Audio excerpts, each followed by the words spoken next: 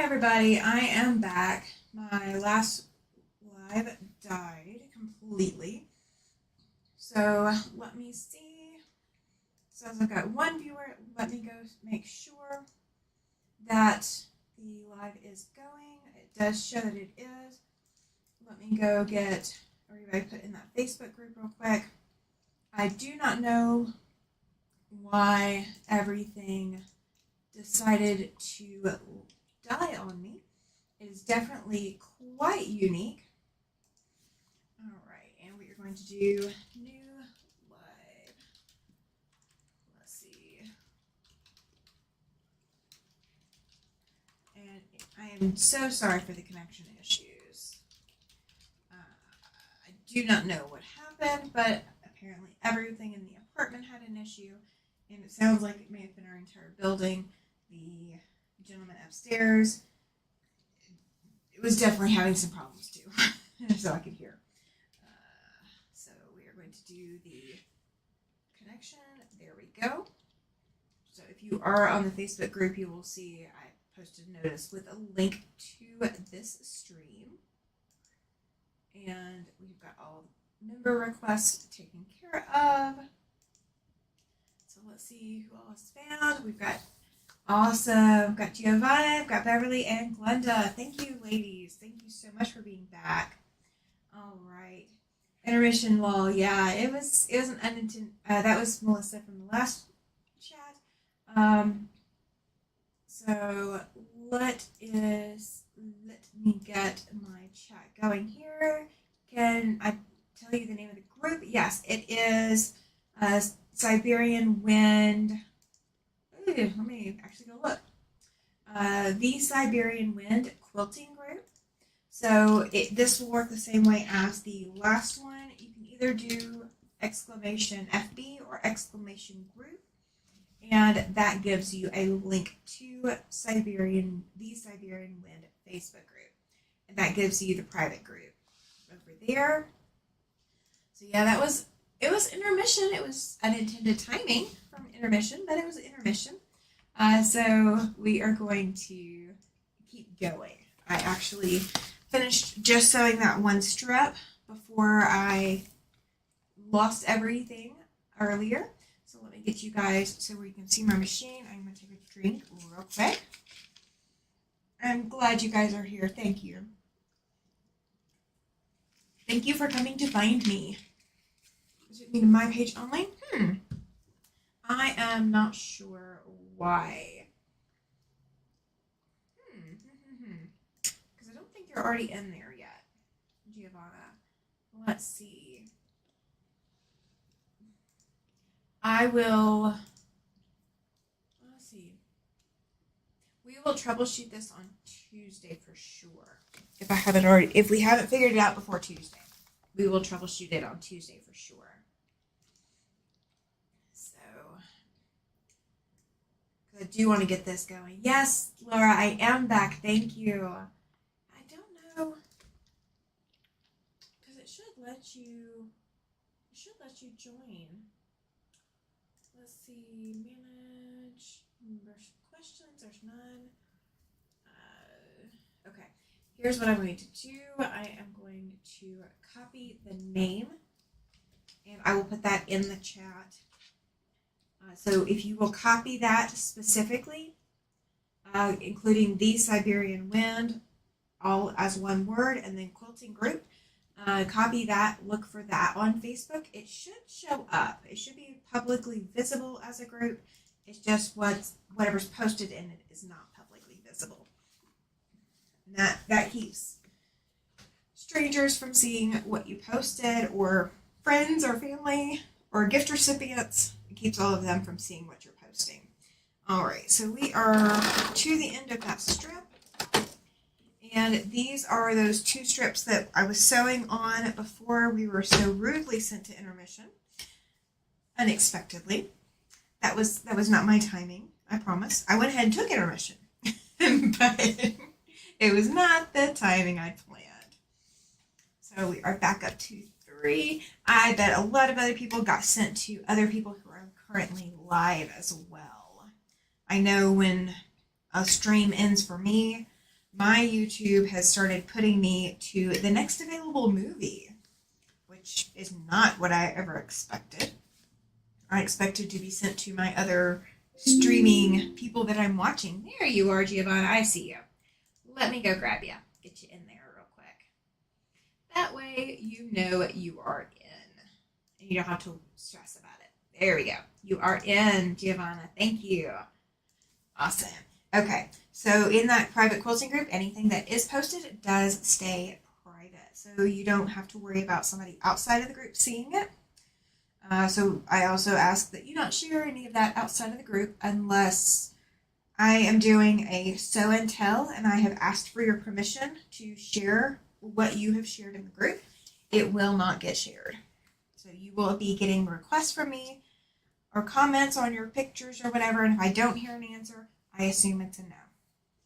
That is how I will treat it. I treat everybody with the amount of respect I would want, and therefore that's how I do things. All right, so I'm going to go ahead and attach my batik center strip on the sashing. I will go ahead and put it in there. You will post later? Absolutely, no worries. We have a long time after I get off here today, whenever that ends up being, or whenever my internet completely dies on me. We have until whenever that is, until Tuesday evening. So you got lots of time. But I'm not going to do I'm not doing show and tell this week. I will remind you guys and let you know before I do show and tell. So you will have plenty of warning. And I will probably, I might annoy some people because I will post multiple reminders in the group of, hey, I'm doing show and tell, but it is just as much for me as it is for you. I tend to get ahead of myself sometimes and I will forget something that I've said, not intentionally. Georgie, you are not late. You are actually just on time. We have had an interesting day already. So this live has only been up for about 12 and a half minutes. And we were previously on a live earlier, and my internet provider has apparently decided that that was a great time to go to intermission. I was planning to go to intermission for a minute or two, and my internet provider gave me like a 4-minute intermission instead. So glad you are here. So if you have not caught any of the previous lives from this weekend on my channel, the one from yesterday, I started this quilt. This is an Irish chain inspired baby quilt. That is what we are working on. This is for a little baby girl that is expected at the end of May. And this quilt, once the baby is here and I can put a label on it, will be getting shipped to Tennessee. So the baby's mother does not know I am doing this on YouTube, so therefore there's no more details about the baby. So she will get to see this in all its glory, and if she wants to see the links or whatever later, she can definitely do that. And then once baby is grown up, can come watch her baby quilt being assembled and see how crazy the quilt assembler is. That's the language we're going to go with. So we were on live earlier as well. We did about 2 hours. I think we managed to hit just over 2 hours before my internet provider apparently decided I was not popular enough and decided to kick my internet connection for a moment. So this is my third live now for this baby quilt. And it's all been this weekend. You know, we gotta make it interesting, right? We gotta make it interesting. I'm going to be moving at the end of May, or sometime during the month of May. So my studio is going to move from here to another residence location. It is also going to be in the Casper area, so I am not like moving across country or anything like that again. However, when I do shift and move, some of my lives during the month of May might look kind of funny, but they are definitely going to still be in this area, but I am looking at a different internet provider. I only have one option where I am right now. So I will be looking at the other options that are available when I move. So I'm already looking ahead towards that and seeing what I can do to make sure that we don't run into our little intermission, unscheduled intermission like this regularly. I am glad all of you are here. Thank you so much. I really do appreciate you guys being here and supporting my channel. If you have not already hit that thumbs up button, please do so. And if you are listening and you are not able to comment, you do have to subscribe. And once you subscribe, you have to wait 5 minutes. If your YouTube platform is not letting you comment after that 5-minute delay, I'd say give it about 5.5, 6 minutes. But if you are not able to comment after that, you might have to leave the video, come back in, and then you should be able to comment. YouTube should pick it up there. Georgie says, I'm going to have to go back and watch. It was the one I really wanted to see. I didn't realize I missed it. So sorry about YouTube. They can be a real pain sometimes. Yeah, it happens. But, you know, there is always replay. I love replay. This is actually the last of the section, so you'll kind of see what you're going to get caught up on if you stay here with me today, and that's fine. Giovanna, I've lived in my apartment for the last 37 years. I cannot say the same. This apartment I will have been in for 13 months. When we relocated from Alabama to move here to Wyoming, we had a couple of options we looked into prior to deciding on an apartment. And things were kind of, hi Helen, glad you're here, glad you found me. We had a couple of options and a couple of them fell through. They just were not coming out to be a reliable option.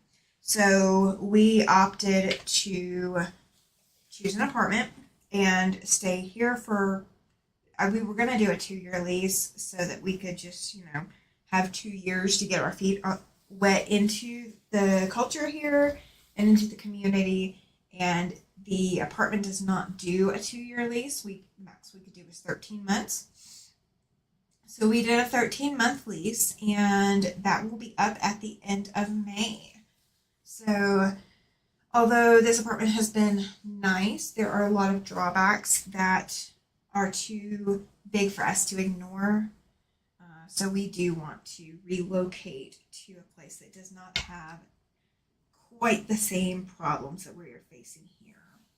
So it's not that this apartment is bad. It's not that it's not a great place to live. It's just not a good fit for us. So we are looking at a different option. And wherever we're going to go, we will be there for a while. Helen, I've been in my home for over 40 years. My parents have actually been in theirs. We are looking at, I was 5 or 6. I was either 5 or 6. I think I was probably 6 when they moved in. So they've been in it 35 years, 34, 35 years. They've been there a while. I know one lady, she actually moved into her childhood home. She lived outside of it for a while, and then once she inherited the home, she moved into it. So she's kind of lived there most of her life as well. Howdy, late to the party. Sorry I was recording a video. You are fine. You are Rob, correct? Quilting in the Man Cave, you are Rob. Correct me if I'm wrong. I'm learning names. I'm working on it. Giovanna says I put replays when I go to sleep so that you get the watching time. I just let it play in the background. Giovanna, you are my angel. You are my angel. Thank you. I really appreciate it. I really do. You guys are awesome supporters. I could not be more blessed. Thank you, Melissa. Yes, welcome back. It definitely was intermission, unscheduled. What? No way you are over 25. Oh, you are so kind. Okay, so we will do the math and you guys are going to laugh, okay? So I have the humor of a 12-year-old. I have the body of however actually old I am. And then I have my body feels like I am 85, I guess. I haven't hit 85 yet, but we're going to assume that I feel like I'm 85. So, yeah, I could be 25. Absolutely. If we just combine my humor with my physical age and then throw in my body age, how it feels, yeah, I could be 25. We're good. I'm usually up till 3 a.m. anyway. There's no sense in turning the TV off at that point. I don't blame you. Yes, I am Rob. Thank you. I'm good. I'm getting there. I'm getting there. So I've got Rob and I've got Kathy that I'm learning their names. Don't forget the thumbs up. Yes. Yes, please. Absolutely. Oh, no. Nightbot got you, Giovanna. Oh, stop spamming emotes. Oh, goodness. Oh, goodness. And Rob, I need to come catch your channel.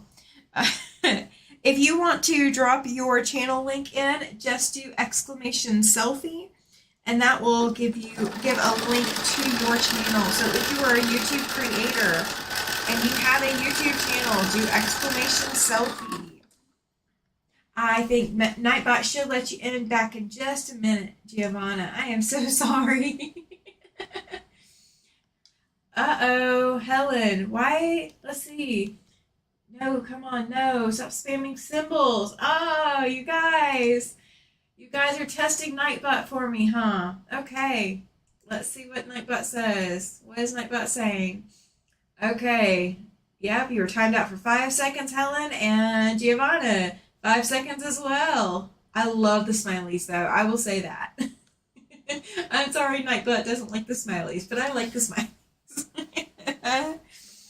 Oh, you guys have got me laughing now. Oh, that's so funny. I know you didn't mean to, but it's so funny. I love you guys, even if Nightbot doesn't. My brain feels like a 25-year-old, but the body says... Yeah, my body feels that way. My brain, my brain is kind of half and half. If I was still 25, I wouldn't know half the stuff I know, and I wouldn't have half the experiences. Nightbot. I love Nightbot. Nightbot is hilarious. Yes, Nightbot is. Yeah, but yeah, my body definitely feels like it's up in the upper 80s. It's gotta be. Yeah, it's gotta be. You're laughing. Yes, I am too. I am too. Oh, you guys are so funny. Whether you meant to be or not. Yes, !selfie. That will give a link to Rob's channel. So if you've not heard of Quilting in the Man Cave, go visit his channel, check it out. You can always pop back over here. I will be here for at least another 5 minutes, internet willing. Oh, I'm so glad you guys are here. You make my life. Absolutely, so much fun. Okay. We are going to line these up and make sure I got them the right direction. And I am working with one of those short strips. So I am making sure that lines up. By the way, I am 63. There is no shame in that. So my husband turned 60 last year. And he's not a big fan of talking about his age, but he turned 60. And I normally make him his cake, or he makes himself his cake. He has a very specific cake that he likes. He likes cherry chip. It's something he grew up with, so it's nostalgic for him. And so we could have absolutely done that. Awesome, Giovanna. She went and subscribed to your channel, Rob. So I usually make him his cake. However, he told me last year, and he told me enough in advance, that all he wanted for his birthday, got you beat Giovanna, I'm 71. Nobody would know it, Georgie. If you hadn't said it, nobody would know. um, so he wanted a cake that he could post on Facebook and brag about. Okay, I can handle that. I went and ordered him a cake. Yes, yes, thumbs up, absolutely, thank you. So he asked for a cake that he could post on Facebook, and that he could like basically brag. He didn't say it had to be good. He didn't say he had to like it. He just said it had to be something he could post on Facebook. So I went through, and he has got about 3 different careers under his belt. And his first and foremost is that he was a Marine, or he was in the Marines. You're 21 at heart. That should come from it. Absolutely does, Georgie. All that matters is how old you want to say you are. You know, I could be 20 for the I don't know how many time. You know, glad that you're my little sister. That's hilarious. But so he wanted a cake, and I got him a 3-tiered cake. And it had his Marine Corps stuff on there with Semper Fi. It had his multiple other careers on there. And so there were all these different things on this cake. And so there were 3 different flavors of cake as well. And so we got to do the whole take it apart and put it in the freezer and save cake and all of that. We got to do that all across the board. And he thought I had forgotten about his cake. And I said, well, I've got to go do something. Hi, Maritza. Glad you found me again. Thank you. Maritza is also a YouTube creator. So, Maritza, if you want to, you can do exclamation selfie in the chat. And that will give everyone here a link to your channel. Thank you for joining in today. So, yeah, my husband wanted that 60th birthday cake to be special. And it definitely was. And so where we have lived in the past, in Alabama, it is very rare. You're 39 for the 35th time. I love it. I love it. So where we live now, you have to get a burn permit in order to burn like trash or burn sticks or, leaves or whatever. Because we do live in a zone that is a historically dry climate, which is what we moved here for intentionally.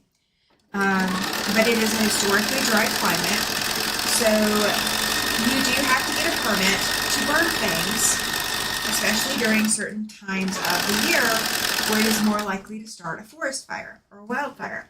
I don't think your math is that. Yeah, I don't think it is either. That is like 99 or something. No. Not 94, 74. Okay, there we go. Rob's math adds up to 74, in case you guys are slow at math. I am too. My mom used to do that, yeah. I used to say I'm 21 for the how many time. Like, I'd say how many years. But that means I have to think about it, and I really gave up thinking about it. So I really don't mind however old I am.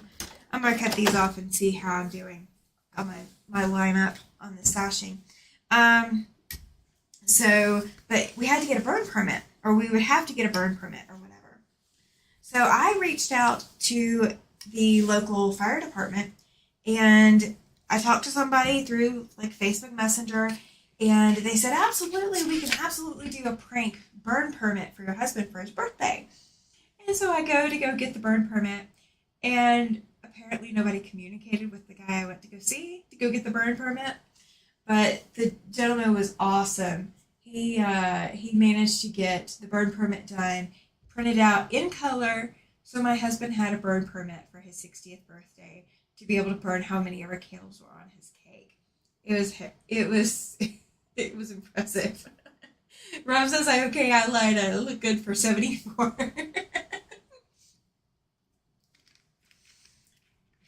Yeah, if I tell you guys how old I am, it'll kind of make me wearing pigtail braids kind of like not make any sense. I will look like I am trying to be something I'm definitely not. I am not young enough to really be wearing these to school. I will say that. I am no longer in grade school, and I am no longer in college. So we will go with that. That's my claim to fame. All right. So I know I've got 3 of these batik strips in the middle. So I am just going to attach this strip set. So this strip set is different because I am piecing it slightly differently. You can piece this the way that I was piecing all the others, but I just didn't for this. Georgie says, I am never over 30. When I get to 30, I start counting backwards. The backup after I hit 0, and actually, I'll be 12 this year. That is one thing that I was, and I'm not ashamed of my age, because everyone used to give me 10 years less than I am till a few years ago. Yeah. Now, I will say this. The pain of fibromyalgia and psoriatic arthritis has aged me. But you still wear braids? That's awesome. Yeah, I was going to do a French braid, and I couldn't do it today. Like, my hands are not cooperating. So all the pain and frustration and all of that comes with psoriatic arthritis and fibromyalgia, it's definitely aged me a little bit. And you know, when I'm out with my stepdaughter, who is she's not yet in high school, if I am out with her, then like people don't ever say that I'm her sister normally. Or if they think that I'm her sister, they just think I am her much, much older sister. Like, our parents took a break of like 20 years or something like that. That's what I'm assuming. Either that, or they just really want, they want my attention. I don't know which. I don't know either way. But I am kind of flattered. I am old enough to be my stepdaughter's mother, though, so that is a good thing. I am actually old enough. I do have stepkids that are older than I am old enough to have been their mom. So, and I do have nieces and nephews that are too old that I am actually younger than by marriage. I do have nieces and nephews older than me. That is one thing. Okay, I still wear braids. 72, Georgie, and in October 11 and a half right now. Now I am an October birthday. My birthday is October 7th. And when somebody asks, October 7th what? I said every year. So I never disclose how old I am. Now my husband, he is not a mathematician. That is not his strengths. That is not his normal strength set.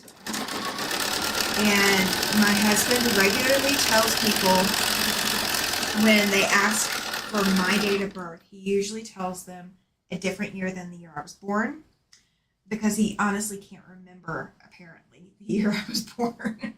When I was 38, my hair reached to my knees, but now I have a crew cut as I sweat too much with hair. Yeah, that was kind of the thing with moving to Wyoming and moving to the drier climate here. I could not grow my hair out when I lived in Alabama. The humidity was absolutely wreaking havoc on my body. I could not do it. This is the longest I have had my hair in a really long time. I am probably going to get it cut again here in the next maybe few months or so. I'm just going to see how this goes. If after my infusion the pain is less, I will continue to let my hair grow. If my infusion does not knock out the pain level, I will get my hair cut, because the longer it is, the harder it is for me to maintain. So it is not necessarily about vanity as much as it is about the ability to take care of myself. So when it is short, like I don't look good with a very short bob. I have worn them before. I've had my hair cut short, but I really don't. I don't feel like my face wears it well, so I don't feel like it compliments me. So even if everybody else likes it, if I can't live with it, can't look at myself in the mirror with it, I'm I'm not going to do it. So I have to be comfortable with what I choose. My hair for the last several years has not gotten below probably about here. So like I regularly had my hair cut, so it did not even touch my shoulders. I've never been able to do the whole crew cut and the spiky hair or any of that kind of stuff either, though. I do not wear it well. And since I moved to Wyoming, and it is a much drier climate, as long as I get my hair mostly straightened out one day, I never have to worry about it like kinking back up until I wash it again. My hair would be super curly and messy right now if I didn't braid it.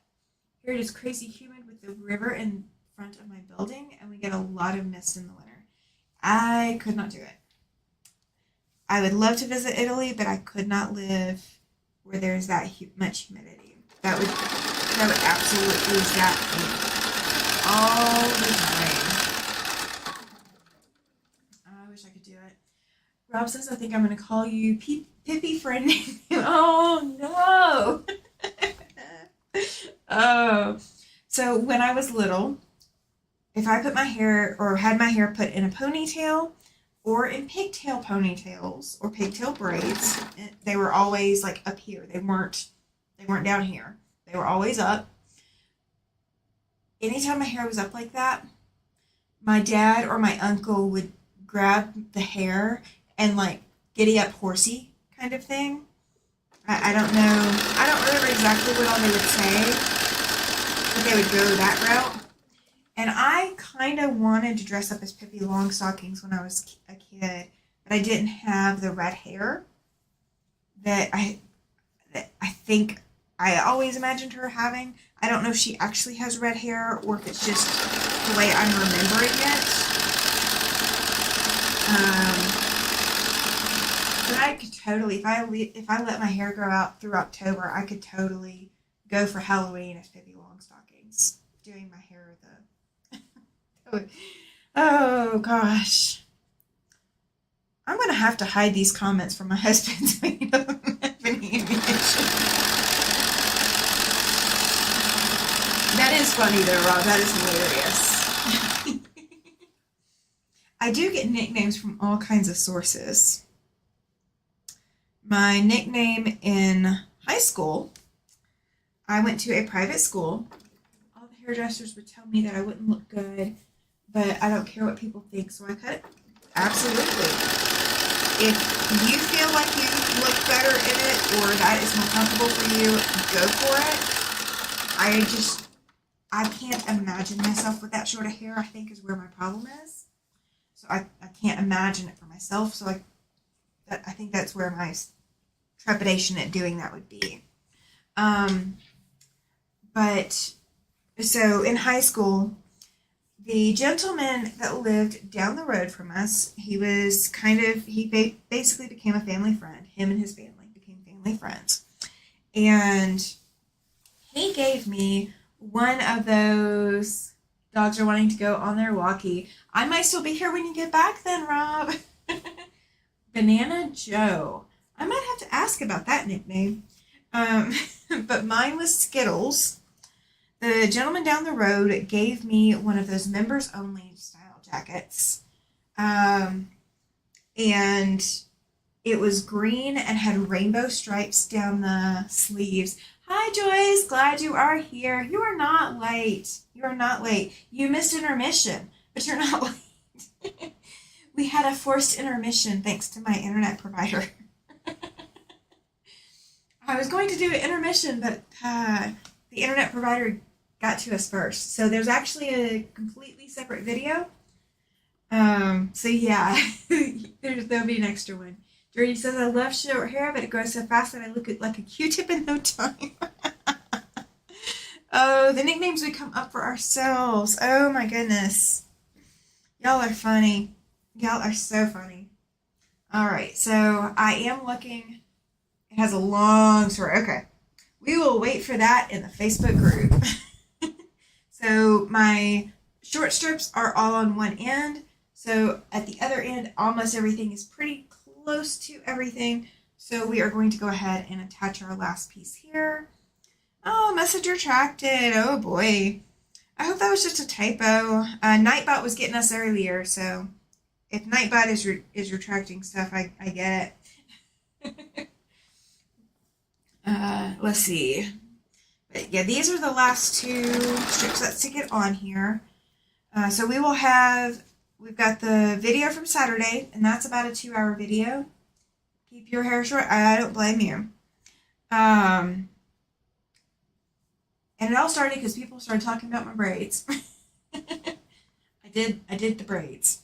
I had to get them out. I had to get my hair out of my face, but I just washed it, and so I have to blow dry it, and I didn't have the energy for blow drying it today. So it is mostly dry. The ends are definitely dry. The top is dry. So just the center of the braids. It doesn't like the emojis. No, Nightbot does not like emojis. Nightbot lets you get away with one emoji, but not more than one apparently. We keep testing the limits. But yeah, so the video yesterday, we got the first 2 strip sets done, and we got 1 strip set subcut. And off camera last night or this morning, I pressed the last, or that previous strip set, and got it sliced down so you guys could see. And so today we already had everything pre-cut. So everything is cut into the width of fabric strips. And we are just doing assembly to get all the strip sets done. Then we're going to press and start subcutting and be able to assemble everything. I am glad all of you are here today. Thank you for joining. Yeah, so we are 42 minutes into this live, but we already have 2 hours under the belt today. That was in the previous live that we were so rudely interrupted for. That is the good thing about having very short hair. It dries in no time. And now, here's the other thing. So in the southeast, when I lived there, because of the humidity, having short hair, that was the only way my hair would dry. My hair would be dry 8 hours later if I did not blow dry it. If it were this length or longer, it would still be dry. It would still be wet 8 hours later. Here, if I did not have my hair in tight braids right now, the section that's braided that's still wet would be completely dry. This is a much drier climate, so it does suck the moisture out of pretty much everything, hair included, but the drying time, I would not trade that for the world. I love it. I love it. It is a big blessing for me. So if you are watching and you are not able to comment, if you are choosing to not comment, that's fine.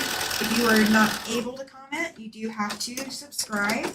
So hit that subscribe button and then give YouTube about 5.5, 6 minutes. And they should pick up that you have subscribed. If they do not, you might have to leave the chat or leave the live and come back and be able to join in and be able to comment. I would love to have all of you coming in and commenting, and come say hello. If I blow dry my hair, it is wet soon after. Yes, humid climates, it definitely will do that. My hair does that too. Joyce is agreeing, yes, it does. She lives here in Wyoming, so she understands that everything is dried out. But that is part of why we moved here. I needed a much drier climate because the humidity was just zapping all of my energy. If I had started my YouTube channel while I lived in Alabama, my dog just knocked something over. Bear with me, everyone. Bear with me. Scoos, scoos, scoos. Oh.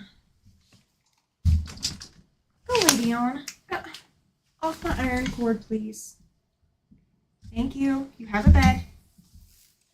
Okay. We've got that fixed. Sorry, you guys. He he managed to knock down my bottle of starch. and then he was shocked by it and didn't know what he had done. My puppy dog likes to get behind me over here, and he will lay on top of my iron cord. He has a bed over off camera, not directly behind me. However, he chooses to lay directly behind me. Why? I do not know. Alright, everybody, this is the last seam for this strip set. It is the last seam. I'm so excited, because then we get to actually press everything. And the pressing is not super fun. Speaking of, let me wake the iron up. He wants attention. No, he wants to be left alone. I mean, he's in the mood to just sleep, which is fine. I wore him out earlier. But he's just, I don't know. He has his moments where he wants to be like right up on me. And then there's these times that he just really doesn't. And he really didn't. He wasn't seeking attention. He was just, I guess that's where he just chose that he wanted to lay. He wanted to lay on the carpet versus laying on the bed. So I was going to say something. And I know I'm saying a lot. I am so sorry. That is just part of me and who I am and how little my brain works some days. Oh, okay. So once we get all of this done, I will move the camera temporarily so you guys can see the ironing, so you guys can see exactly what I'm doing, and I can take you along for that. So I will re-angle this camera that's showing you guys the machine. I am going to work on how everything will be set up once I am moving, or once I have moved. I lost my last mate. I miss her so much. I bet. I absolutely understand. I still miss my husky. He's part of the reason that I have the Siberian Wind name. So I definitely dearly miss him. And the boy we have now is my current service dog. My first one has retired, and he is still alive. He's still around the kitchen. But he is definitely up there in age. We love him. Thank you. You're very, very kind. So let's see. We are going to go transition so you guys aren't sitting here annoyed watching the camera move and getting sick from it. Because nobody wants sick subscribers. That's not fair to you guys. Alright, we're going to just move the lamp back a hair, and we're just going to work with what it will do. And let me see how that looks. Okay. We are going to bring you guys there. And let me see if I can zoom this out. Alright, perfect. So we're going to transition that over so you guys get to see. Oh, now that's kind of cool. I reached my hand off of this camera and into this camera. Okay. Little things, right? It's all the little things. All right, so I've got my sashing strips that I just finished, and I've got all of these. We're going to angle this light up. Actually, we're going to turn the light off so you guys aren't blinded by it. All right, so I've got 2 sashing strip pieces, and all the rest of these I only have 1 each, because we're going to see what we get, and then we will make more as we need to. Okay, so I'm going to set these off the ironing table, ironing surface. And because the nice thing about this is everything is going to be reversible direction-wise. So I've got the darker ones on the outside, the light on the inside, darker on the outside. It doesn't matter which direction I press, because once I got my strip sets, I'll just flip them whichever direction that they end up needing to go. Now I am going to put steam on, and I only have a little bit of water left. Oh no, I got a full bottle. Okay, we're good. I'm going to go ahead and add some water to my iron because it will pump out a lot of steam. And if you guys are having trouble hearing me, please say something in the comments. Don't get yourself booted by Nightbot. Freaky, yes. It is, isn't it? That's exactly where my mind went with it, is that it is kind of freaky. Oh, it's almost like one of those you're looking through the magnifying glass kind of deals. All right, so I'm going to press away from me just because that's the way this one's going to work, just because how I want to do it. Now I am pulling my fabric sideways to stretch these seams out, and I'm not pre-pressing any of my seams. When you do this, you can go ahead and press as you go. So I could have pressed each of these strip sets as I went if I had wanted to do that, and if I wasn't doing low energy and trying to get all of this content out so you guys can see all of this and not have to wait 3-4 weeks for everything, then I might have done that.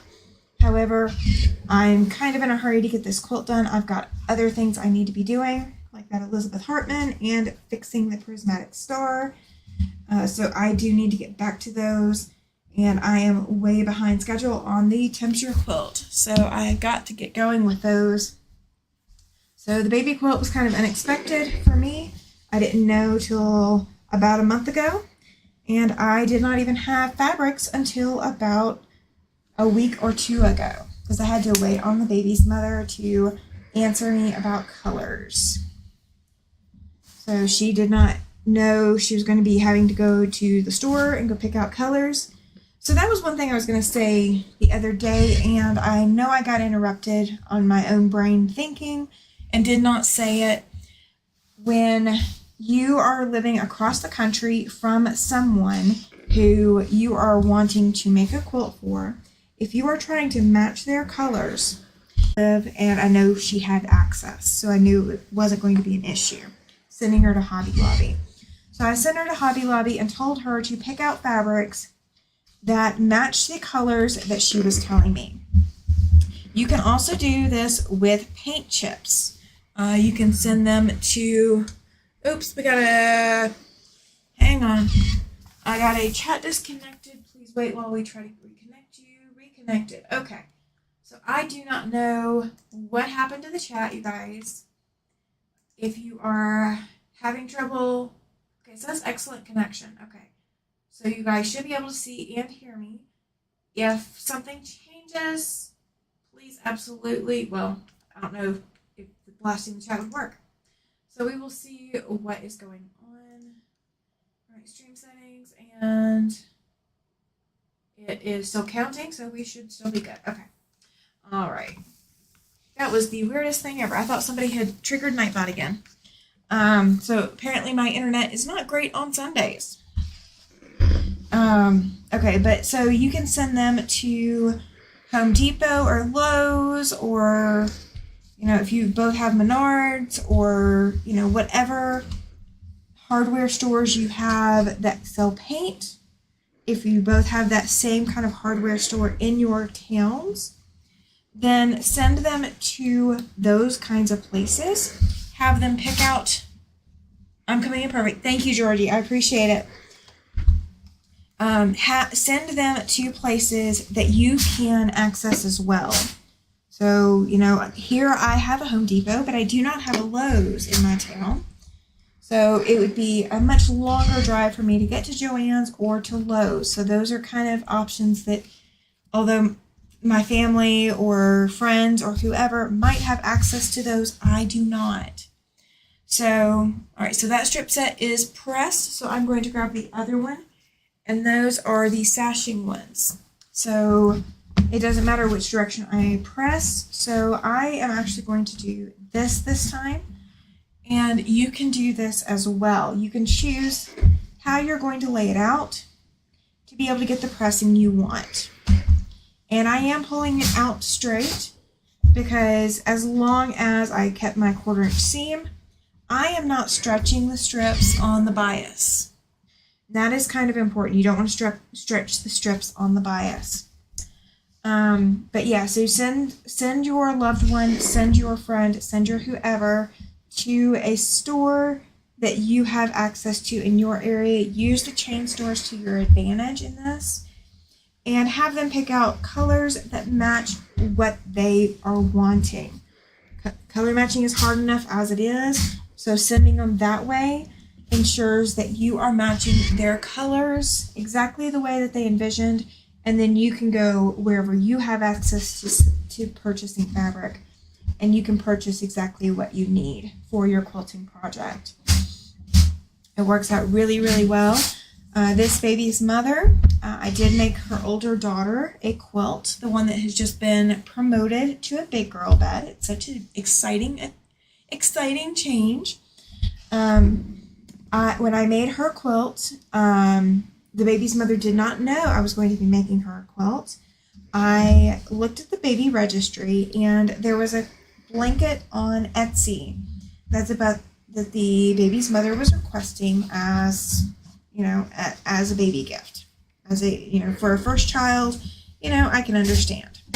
But I was like, well, I'm not going to buy a $40 blanket, and no offense to the Etsy creator, but I wanted to gift something that was slightly different than what they could buy anywhere else.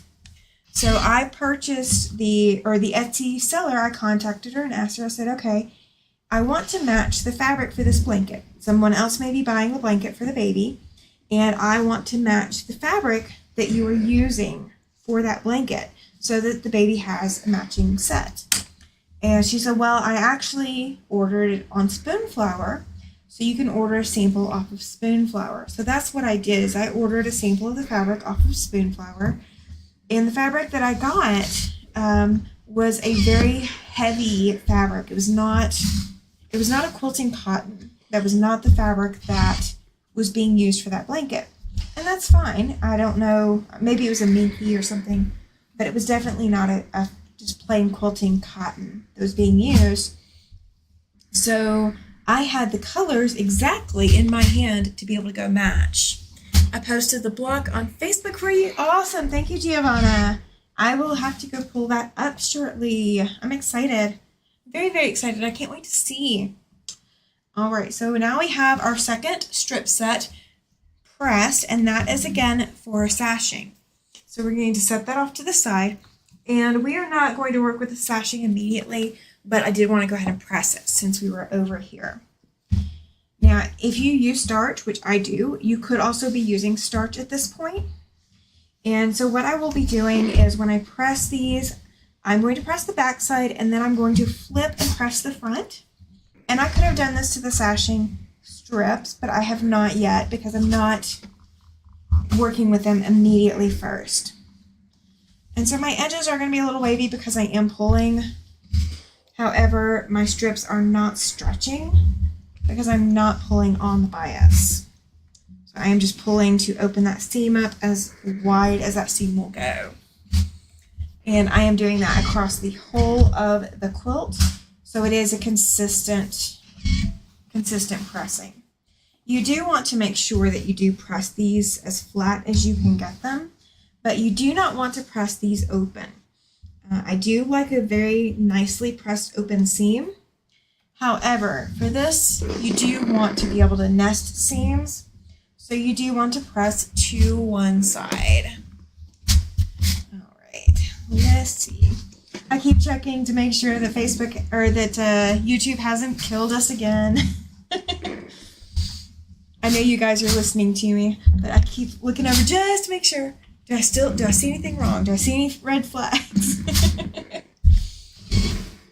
I think now that I've been hit once by the YouTube internet bug that it's going to be a paranoia. Posted a beautiful blog, Giovanna. Love the elephant. I am going to have to come. You guys are building up the suspense. Oh my goodness. I promise I will go look, but it's just going to take me a minute. Because we are trying to make some progress real quick. I will definitely have to go look. Well, before I see it, I will tell you it's beautiful. And then I get to say how gorgeous it is, in addition to beautiful, once I see it. Y'all got me going.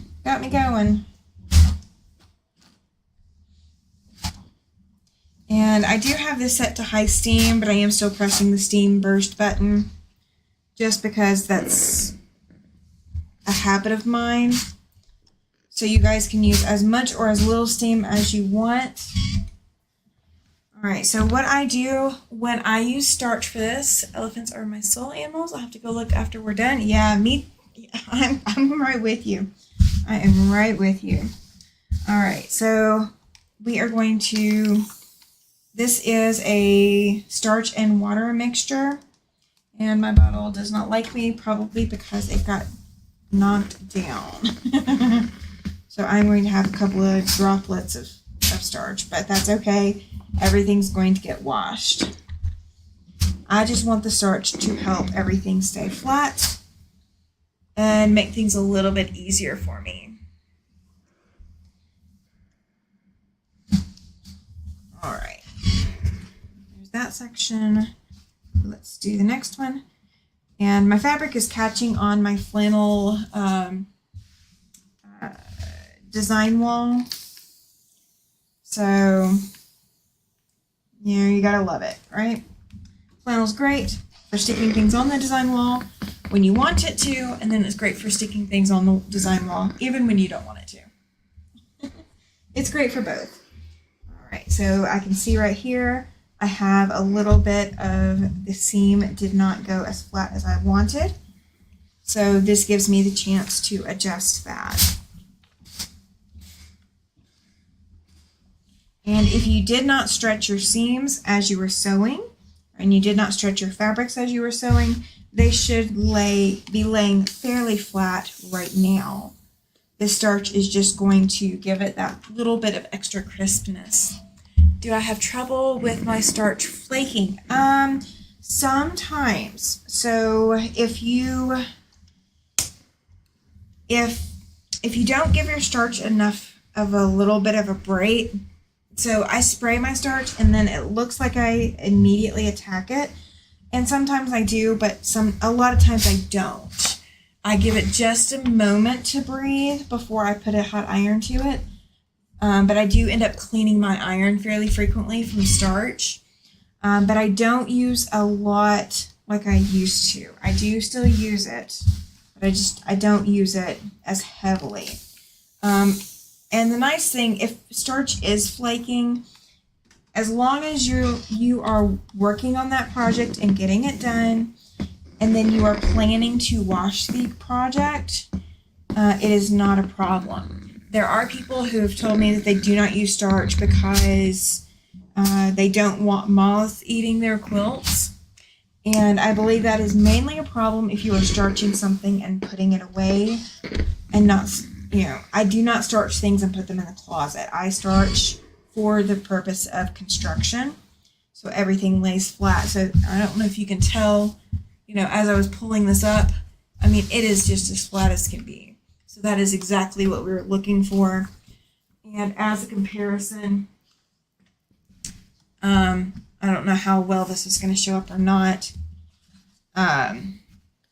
So the strip set in front is not starch. The strip set in back is. So the strip set in back actually looks like one piece of fabric from a distance. The strip set in front, you can clearly see there are a lot of seam lines in it. So that is the difference between starching and not starching. So that is why I starch. I do want that super clean seam line, or that super clean look to my pieces, and it makes it handle a little bit easier. I put an elephant in all my projects, whether I am sewing or card making or wire wrapping or jewelry.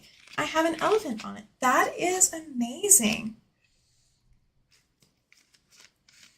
So there is a gentleman that I used to work with that he tried heating the fabric, then spraying the starch.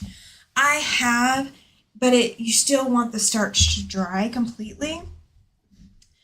So I do press my fabric first and then starch it.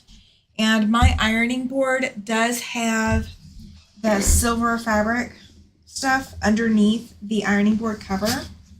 So if I were to take this gray patterned cover off, it would be that silver fabric, that silver like reflective fabric stuff. And I do that intentionally. They tell you when you put the silver stuff on that you don't have to put a cover on it. I do, because I can always wash or change this out a lot easier than that silver stuff, because that silver stuff you can't wash. I haven't had success with it, I'll put it that way. So there is still heat in my ironing board after I press, because I am using a very, very hot iron. I always set my Oliso to the highest setting, and Oliso irons do get really hot. Like the handle of it is not hot, the body of it's not hot. Like, I mean, it's a little warm, but it's not hot. But the sole plate of it is hotter than any other iron that I've used in a really long time that I can physically handle. Ironing. Oh yeah, absolutely. Most of the time I do. Most of the time I do preheat my fabric. I do go ahead and pre-press, and then I spray starch. I usually don't spray it without having already done some kind of pressing. Now granted, I'm flipping it over and spraying it, but I got the heated ironing board because it's reflecting that heat. So like if I put my hand down on my ironing board, it would be really hot. It might be hot enough to burn me. My other ironing board that I have, I made. It's one of those wooden tray tables, and I covered it with a layer of that Insulbrite. Or no, I covered it with a layer of batting. Then I covered a layer. Let me think the order. No, I did a layer of silver. I did a layer of batting. Did a layer of silver. Another layer of batting, and then another layer of silver, and then put the ironing board cover topper on there. And when I press with that ironing board, that board remains so hot I cannot touch it. This one does get hot like that as well. It's not hot like that right now, like I can put my hands down, but it's very, very warm.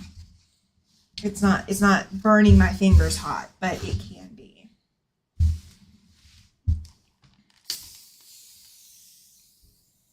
And I do like these like auto mist bottles for my starch.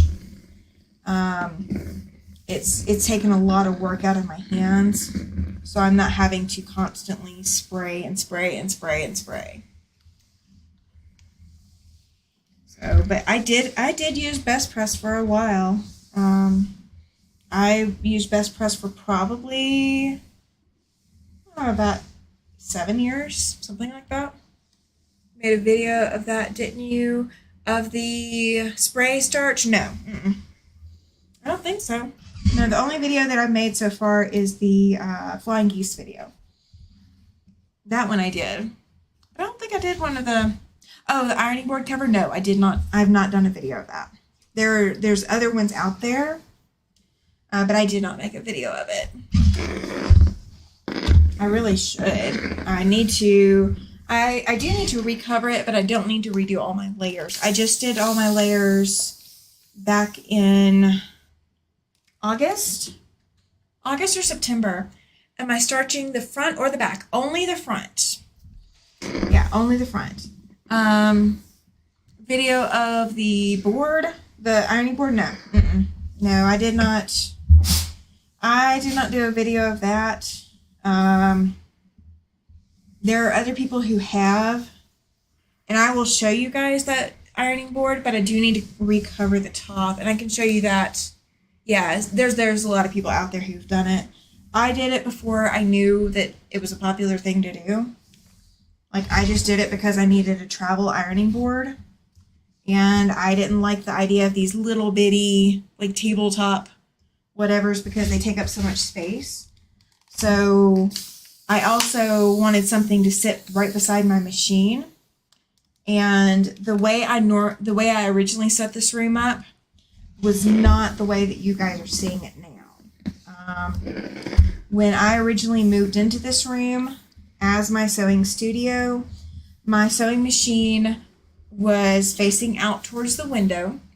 The window is over there, not there where the computer is. So my sewing machine was facing out the window. I had a plastic table as my cutting table that was up here against this wall behind me. And that was where I would cut fabric and do planning for patterns and all of that. And my ironing board kind of floated around the room. So if I wanted to, and I've had this ironing board trade table for a long time now. This is actually my second iteration of it because I finally broke the first one. The the wood of the tray table actually finally cracked. But I could move that ironing board tray table around wherever I needed it to be. So if I was ironing yardage or something, I would definitely be using this ironing board. If I was just ironing a block that was less than the size of the tray table, I would just have the tray table right there and just do it as I went.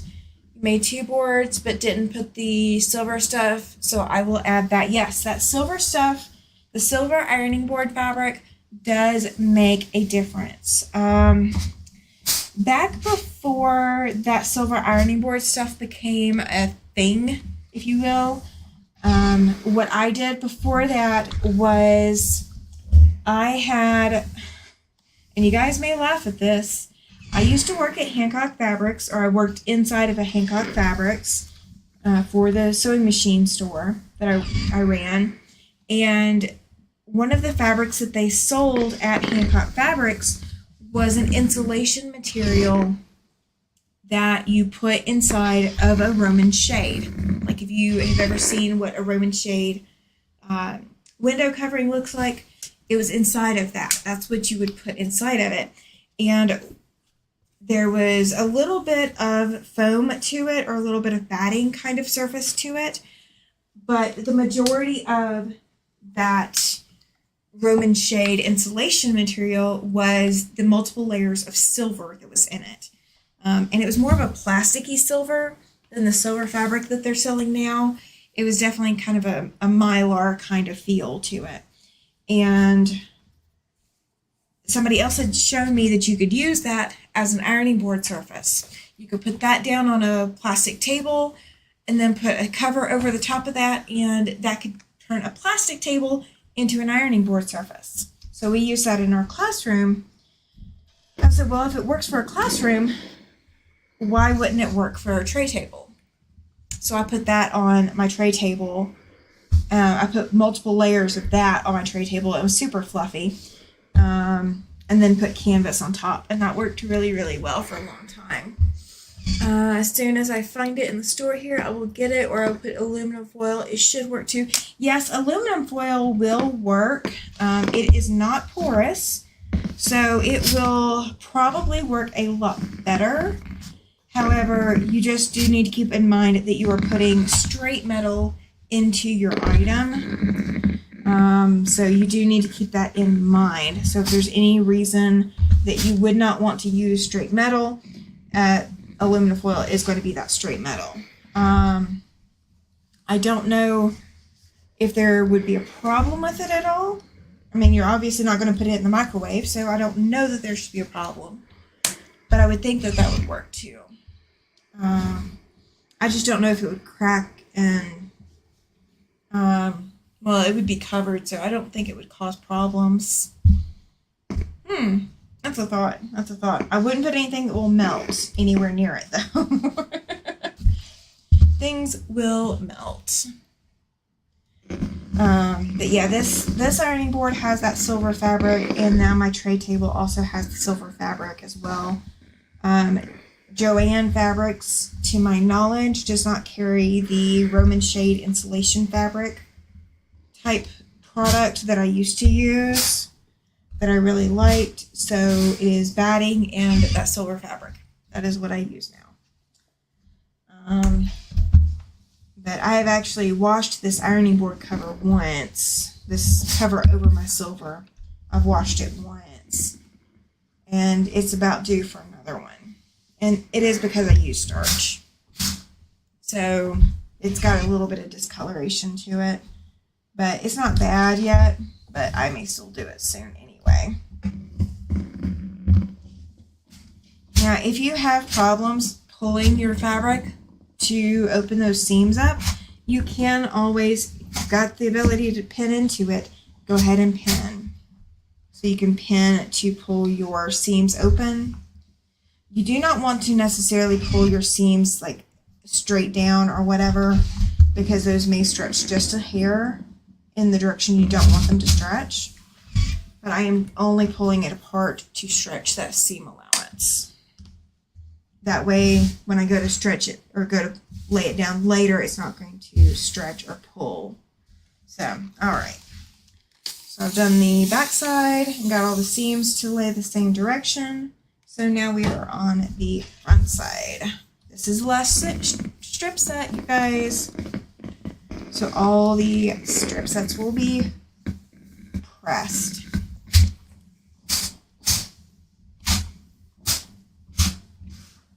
All right, so there's one press. Let's go down and press the next section. So how many of you have actually done an Irish chain quilt in the past? I know a lot of people know what they are, but how many have made one? I know for a long time I knew what they were, but I had never made one. So this is not my first one, but it's not something that a lot of people actually make. All right, Georgie's saying that your idea for the aluminum foil, Giovanna, is a great idea. All right, so we got some votes for your idea, Giovanna. Gotta love it. So apparently the aluminum foil is a good idea. All right, we are good. I just wasn't sure. I would assume that it would. I don't know of any reason why it wouldn't. I hadn't thought about it. I also have to think about what's available in your local area to be able to make some of these things an option.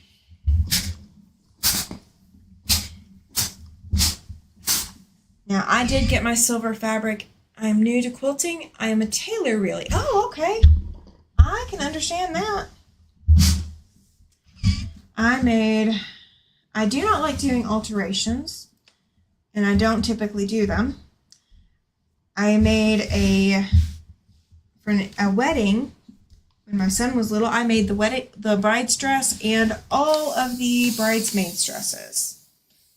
And to say I was happy that they were done is an understatement. Awesome. I've worked with wedding dress material and satins and all of this other stuff many years, but I've not done this. Now, one quilt, since Giovanna, you are more accustomed to made ones from a block of the month. Okay, awesome. We don't have quilt shops here. Yeah. I got mine at Joann Fabrics. So Joann does have online ordering. I don't know whether they ship internationally. I would think that they might. However, I know that they're not exactly in the best financial shape, so I don't know if that's going to impact. But you should be able to order it off of Amazon. And provided there's not any restrictions for shipping the silver fabric to Italy, I would think that they should allow you to purchase that way too. All right, so we've got all of our strip sets. And you guys were having a hard time hearing me when I went over here yesterday. So what I am going to do is I'm going to grab my cutting mat and I'm going to bring it up here to the machine and I'm going to adjust it.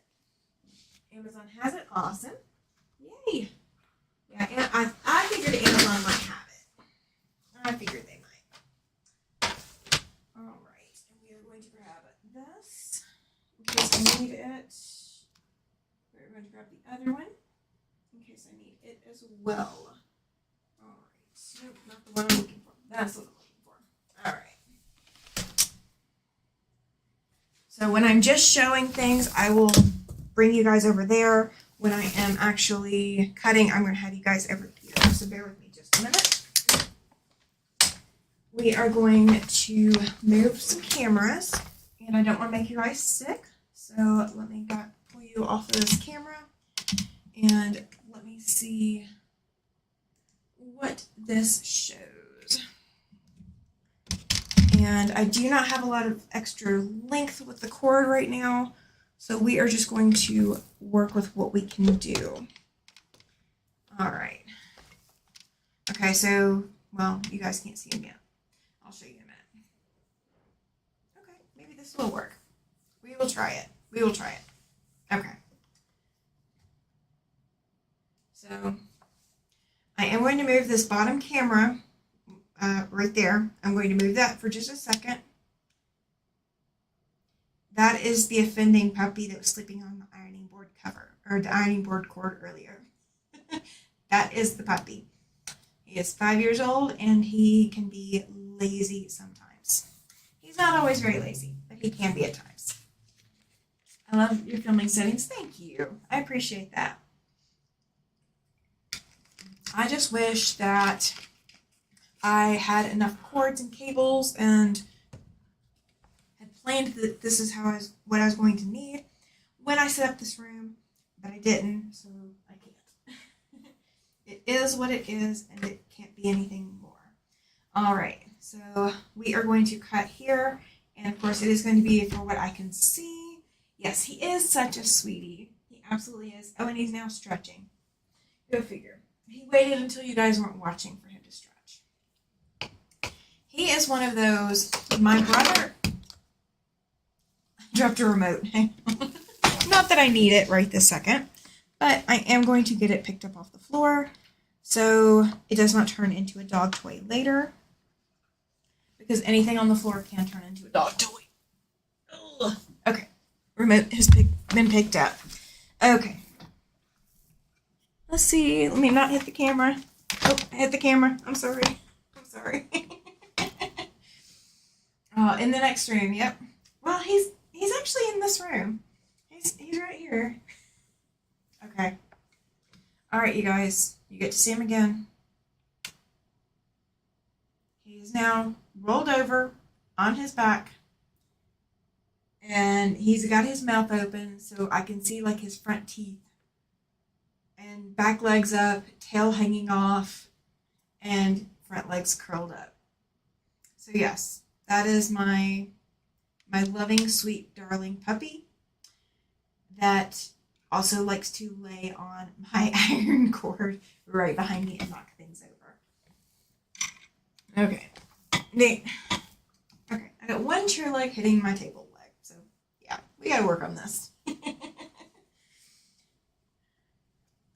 Oh yeah, for the cords, yeah, he doesn't cause any damage to them. He just lays on them, and it's always when I need it. So I'm trying to like reach for something or pull more cord towards me because I need some slack or something, and he's laying on my slack. So he doesn't cause any damage, thankfully. He is past that puppy teething stage. At 5, I would hope so. My cat does that, yeah. Animals are really good at finding exactly where we need them not to be and being right there. Alright, so these lines are not as easy for me to see on my map, so I'm going to play around with it just a hair, and we are actually going to take the rolling part out of it so it does not move on me. That is going to be my accommodation for myself for today. So we want the strip set to be level and even, and it is hanging off the table. So this would not be how I would normally cut, but it is today. It is. All right, and I did not replace my rotary cutting blade, so you guys may see me. He does work hard when you are sewing. Yes, he does. There are days that he does work hard when I am sewing. If I drop something and I ask him to pick it up, he will definitely do that. If I let him sleep, he will sleep. that, or if he wants to play, he will basically demand to play. That is who my dog is. All right. I really should have replaced my blade, you guys. I did not. So we are just going to struggle with it for a little bit because I'm not going to go get my other blades right now. Because if I remember correctly, they're buried. Okay. So we're doing 1 3/4. So I've got my 1 inch and I've got my 3/4. One good thing about this map is it does have the lines all the way through. So I'm not sitting here, trying to use the ends to line it up. However, it is not the same mat as what I've been using. So my measurements might be slightly off, but because it's my own design, it can accommodate that. All right, you guys. Yeah, this rotary blade is on its way out.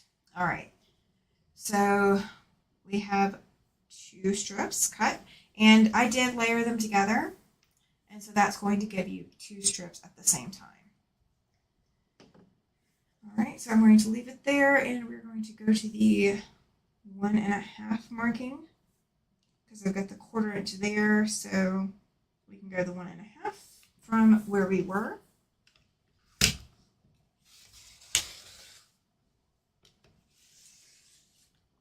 Oh, well, that one cut nicely. All right, so we have those 2. So we're going to see how many strips we get from this total to see whether or not we have to do extra sewing. And I almost guarantee you we will have to do extra sewing.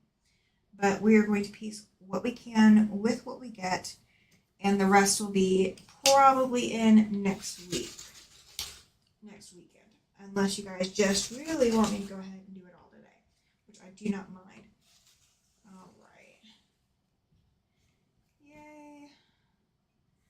I have one thread.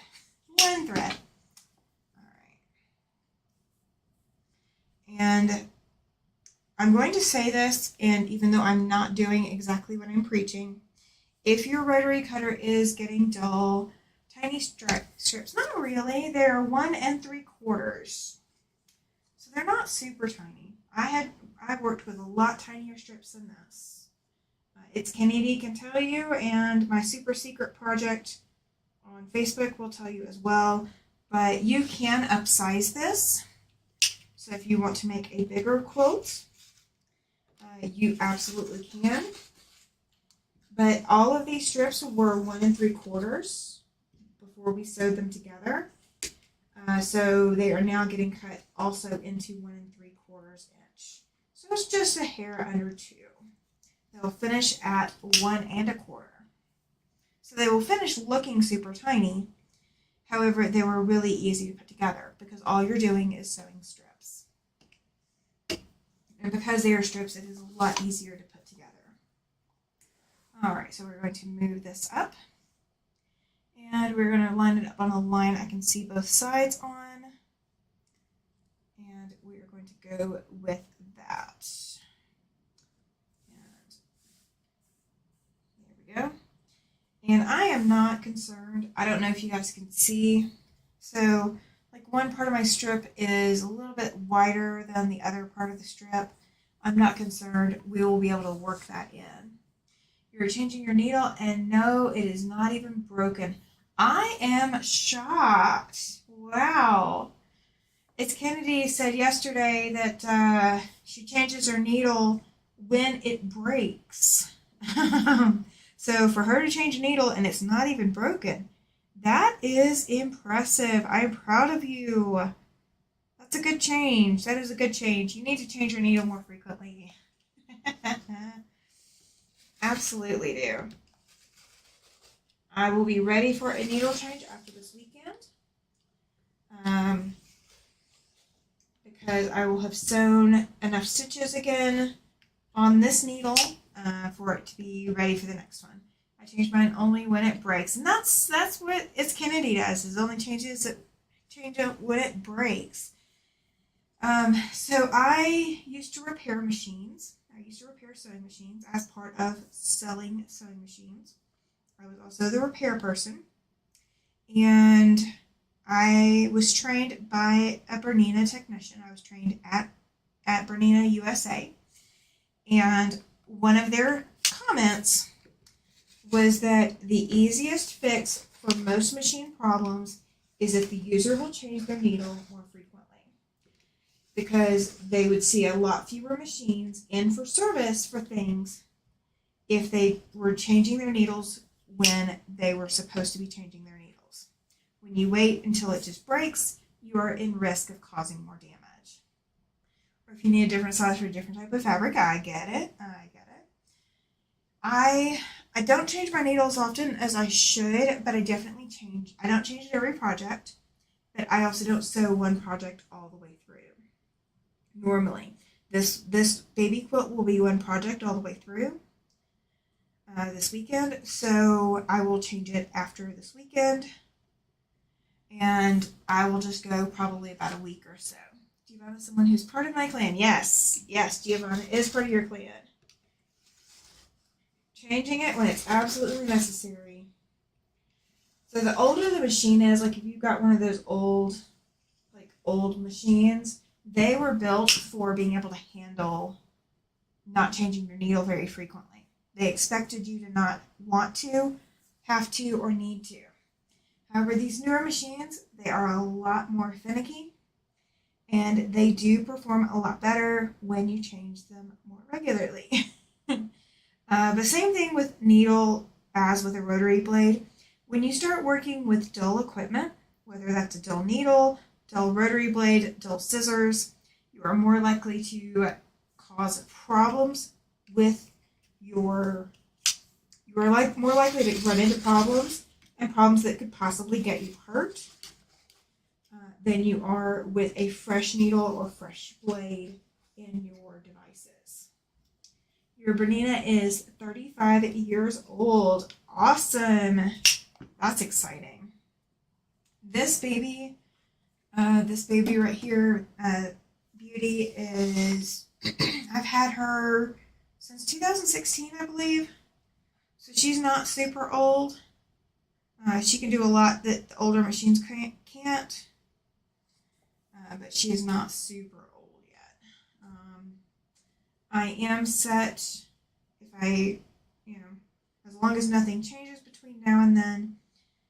My grandmother has a Bernina that she has had for a while, I think since the 90s. And that will be mine when she has decided she is no longer sewing, whether that's by choice or by not choice. It's a 1010. Awesome. Those are good machines. I think my grandmother's is a 1530.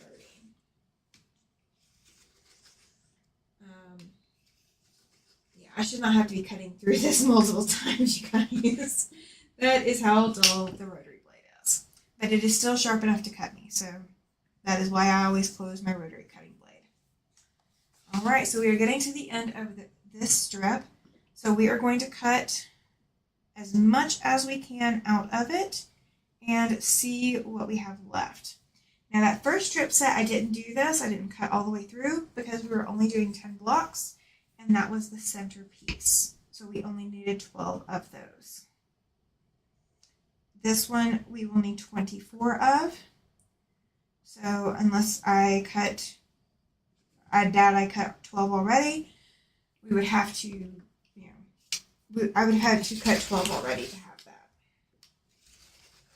I love my Bernina. It's a school type 801, and I've had it for many years. Yes, the school machines are absolutely worth it. They are built for any level of sewist to learn to sew.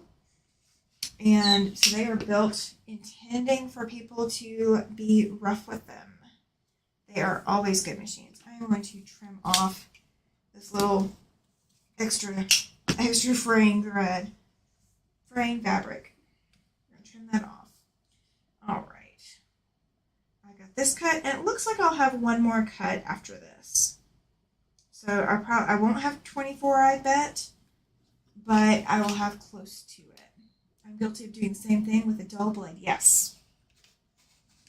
I got a cheaper machine from Lida last year, only for the different stitches, as mine only has 12 different stitches. Yes. Now that is one of the things with the newer machines is you are going to get more stitches. You're going to get more features that would make the machine a little bit easier to use. All of that. Yeah, that definitely comes with a newer machine. This machine has a feature that I had never had before in my own personal machine, and it is called dual feed, and it works very much like a walking foot. So I love that feature, and I use that almost exclusively when I am piecing. 8, but plenty for me. Nothing wrong with that. That is absolutely perfectly fine. When you have a machine that you love, that is the machine for you. Whether that's, the machine that I like, whether that's the machine that, somebody else likes, as long as it is a machine that you like and you are happy with, and it is not giving you grief. Same thing I say about, your romantic life partner. It needs to be something that you like, that you can put up with. It doesn't give you a whole lot of grief. Unless that's just really what you're into. So yeah, absolutely. If you like it, that is what counts. I know some people like hand stitching. I do not like it, but that's okay. I don't need to like it, and that is what counts. Okay, so this is our tiny little strip that was left over. Okay, so we trimmed off the extra selvages, and this is what we have left over, and it is measuring. It's probably 3/8 of an inch. It is just over a quarter, but it is not a half. So we are about 3/8 of an inch strip. Okay. So anything with mine, it is a beast. Yes. Yes, those Berninas are a beast, especially the older Berninas. And I mean, even the newer ones, they are beasts. They will literally sew through anything, including fingers. So make sure you keep your fingers away from the needle. Don't ask me how I know. I think you can figure that out. All right, so we got 2, and we got 4. All right, this makes 6. We got 8. We got 10. 12. That's half of it. Let's see. 14. 16. 18, 20,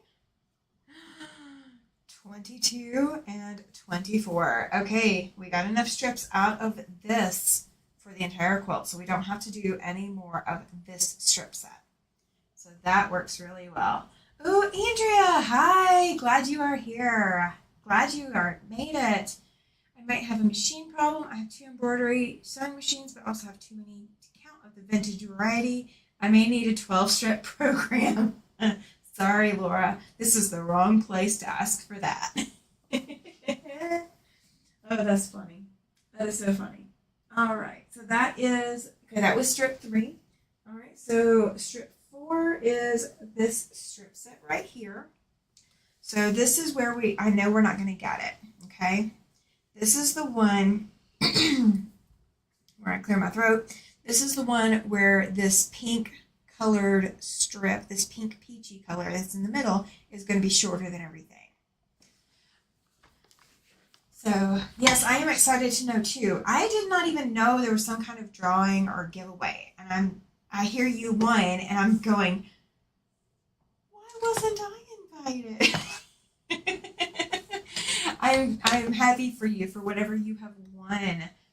Dumas says, well, in my 56 years of sewing, I've never sewn my fingers. I don't want to jinx it, though. Absolutely. Please do not jinx it. Please do not jinx it. So I will tell you guys what happened if you promise not to laugh too hard. Yes, I made swim parkas when my kids did swimming team at school. Very heavy, waterproof, and fleece lining. Yes. Now, see, I would make those. I would be fine making those. Don't ever ask me to make a swimsuit. Not doing it. I cannot stand working with those stretchy materials like that. I mean, I know how to. Don't get me wrong. I know how to. I just don't like doing it. Don't like doing it. All right. So you guys tell me, do you want to hear how I found out that my machine would sew through my finger? Do you want to know? If you don't want to know, that's fine. I won't tell anybody. But if you want to know, just let me know. Oh, I promise I won't make it gory. I promise I won't. I will not make it a gory story. I'm not about goriness. So there will not be any of that involved. Because I'm not going to show you pictures. Even if I had any pictures handy, I would not show them to you. That would not be part of my story. So I am lining up, going to line up my strip set to make sure that I am trimming off just the bare minimum of what I have to trim off. So I'm going to inch in a little bit. Okay, it's probably as far as I can push that. And then this is going to have to go up just a little bit. You have a serger for stretch fabric? Yes, that is exactly how you do it. Okay, tell. All right. It has been asked for. All right, so I used to run a sewing machine store, as some of you know. Corona, California. Hi, Lavetta. Glad you are here. Glenda says I've sewed through my fingernail 3 times years ago and still have the indents. Yes, I can imagine. So I used to run a sewing machine store. I used to sell Bernina sewing machines. And as part of what we were expected to do in our store environment, we were expected to have one machine going at all times. So if the store was open, there needed to be a machine running. And what that meant could be multiple different things, but the easiest option that we had in order to meet that requirement of having a machine running was to start a machine doing embroidery.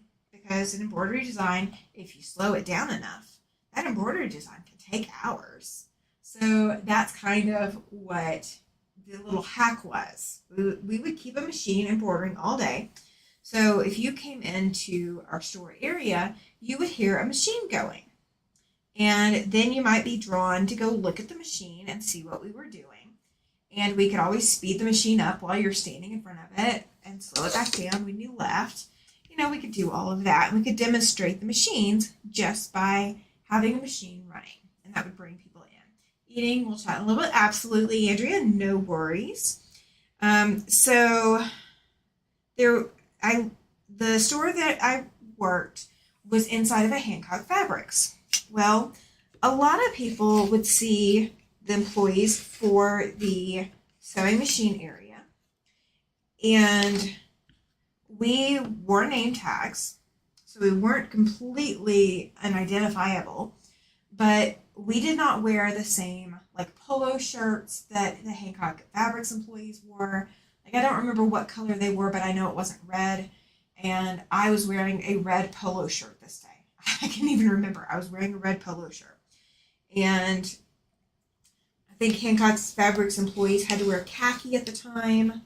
I'm not 100% sure. Don't quote me on that, but I believe they all had to wear khaki, and I was wearing black pants. So a red shirt and black pants. Definitely did not match the Hancock Fabrics employees. And this gentleman came in, and I guess he was not a regular, so he was not familiar with who worked where or anything like that, and that happened a lot. Well, he came in and he started asking me a question about fixing a hole in a golf shirt. So he had a polo shirt very much like the one I was wearing, and he had a hole in it, so he wanted to know how to go about fixing that. Well, I was doing an embroidery, and the embroidery I was doing was an applique. So you would put, for a machine embroidery applique, if you've never done one before, you stitch placement lines, and then you lay your applique fabric in place, and then the machine stitches that applique fabric down. Well, if you don't spray the applique fabric and it's not self-adhesive or anything like that, then you are putting just plain fabric against this already stretched tight fabric or whatever. So you do kind of have to watch it, and you have to hold it in place. So the machine is stitching, and instead of being smart and using a stiletto to hold the fabric in place, I was using my finger, and I was looking up at the gentleman and looking down at my hand back and forth. I lost track of how long I hadn't looked at my finger, and I was moving my finger along with the hoop, which was moving it under the needle. And I managed to catch the needle, and I immediately, once it happened, the machine stopped because it has sensors to let it know that it encountered some kind of problem. So the machine stopped, and it made this loud noise too when it happened. And I pulled my hand up and shielded my hand, like holding it like this, trying not to make a big deal about it. I feel your first, yes, it hurt. It definitely hurt. And he kept going. And I respond to trauma differently than a lot of people. And I don't panic immediately. However, I can literally feel all the trauma. So I am sitting there holding my hand, and it's starting to actually hurt versus just be the shock feeling that you feel when something happens to your hand. And so I'm holding my hand, and I'm shielding it so he doesn't see, anything that he shouldn't see, because I'm not going to do that to strangers. I do that to my mom, but she's not a stranger. So I was holding my hand up and shielding it. And so he realizes that the machine stopped, and I'm suddenly holding my finger. And he's like, well, can you show me where all this stuff is that I was telling him he needed to get to fix his polo shirt? I said, I am sorry. I do not actually work for Hancock Fabrics. I work for Bernina selling sewing machines. You are going to have to ask one of their employees, because I do need to go get first aid for my hand. So I'm literally sitting there like this, holding my finger, telling him, you need to go talk to someone else because I can't. And I immediately went to the back and got paper towels, wrapped my hand up, called my supervisor and said, I've already called in my replacement for the evening. I am going to the emergency room. Yes. And I managed to, nobody else saw what happened or anything like that. I guess if they'd had cameras or something, I assume they did, but if they'd watched the cameras, they'd have seen it happen. But I went to the emergency room, and they did an ultrasound because we could not find the other end of the needle. And so they were trying to make sure that I was not permanently carrying it around. And I wasn't. There was no end of the needle, but because we didn't know where it was, we couldn't find it, I had to go get checked out to make sure that I was not wearing an attachment for the rest of my life. We have had some new people join in the chat. I'm seeing everybody there. I'm glad you guys are here. Thank you so much. Thank you so much for supporting my channel and being here to hang out. So we have got all of our strip sets sewn. We are going to, of course, have to go back and sew a few extra here and there for the ones that I don't have enough fabric on these strips to complete. So we're just cutting our strip sets now. So yeah, I have taught, when I have taught sewing ever since, I always make sure to explain in detail that the needle is sharp, and the needle is sharper than anything you've ever come into contact before when it is moving, and it will not feel pleasant. So I've managed to keep a lot of people from doing it to themselves. However, I had to take one for the team. You chat a lot. I do not mind, Giovanna. Thank you. You are good.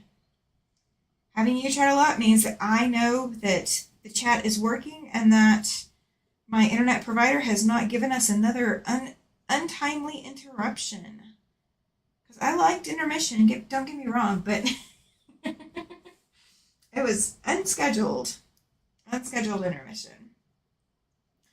So for those of you just joining in, I know we are almost at 2 hours for this live. I have a live that was 2 hours yesterday, and we had about 2 hours earlier today. And this is our third live going on for this baby quilt. It is an Irish chain inspired baby quilt. So I would be bringing you guys to my regular cutting surface. However, I do not have a good microphone that is picking up over there. So we are over here on my machine table today to do this, because I want you guys to be able to hear me. If you are not already a member of the Facebook group and you would like to join the Facebook group and share and see what everyone else is posting, you can put !group or !FB for Facebook in the chat, and that will give you a link to the Facebook group. It is a private group, so whatever you post there, it does not become public. You are under no obligations to join. I do not shame anyone for not being on a platform. I am not on Instagram. I might have a profile, I think, somewhere on Instagram, but I am not on Instagram. And I get a lot of flack from some people for not being on Instagram, but I already have enough in my life to manage, and adding Instagram is not one of the things that is important to me right now. So I do not mind that at all. Okay, maybe I can sit down in a minute or so. Absolutely, Andrea. I am glad you made it.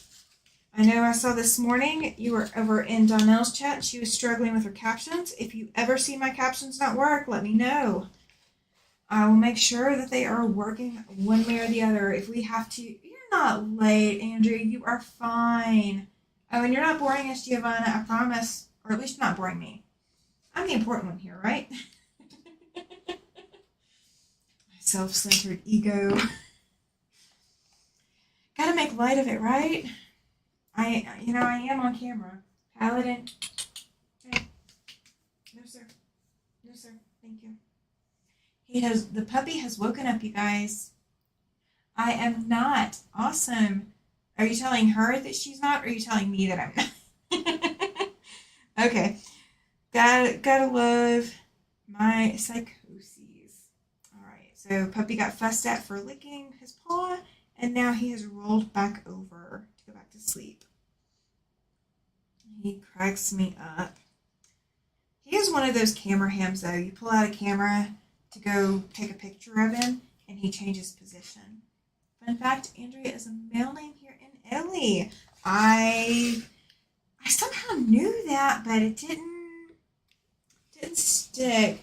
I'm glad you have captions on because I cannot understand what you are saying again. I am so sorry. Oh, goodness. I wonder if it's my high pitch or if it's just this microphone or what the problem is. Let me see if that helps any. You guys can let me know if that helps with the audio quality, because I want to make sure it is as welcoming as possible. And I am talking down to the mat, so that could be part of the contributing factor too. No one is boring. Thank you, Joyce. You are amazing. Sweet, sweet lady.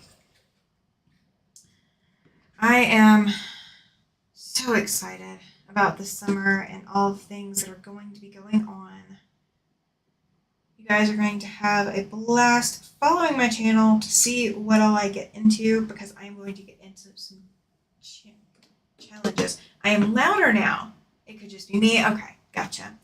So my microphone has different settings, and the setting I chose earlier, I chose to pick up more of the room, and so the setting that it's on now is supposed to be one directional sound, so it should just be picking up where I am talking. So I don't know. I need to sit down and go through one of my lives and listen. and just listen to the entire thing. Listening to yourself is always so hard, though. Especially how you feel like you sound is never how you actually sound to everyone else. So, I have a new baby bunnies born last night, and it's storming, so I have to keep Mama calm. You have your hands full. That is a lot. Okay, we are at the last double strip set. So this is the last one I'm going to be able to cut with this doubled up.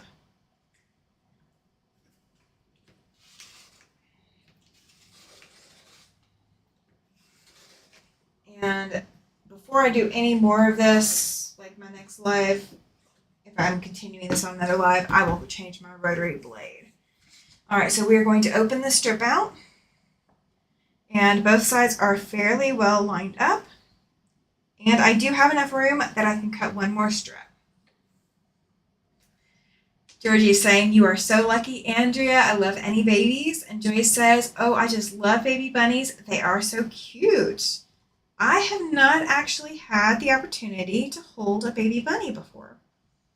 I have had a chance to hold a bunny, but not a baby.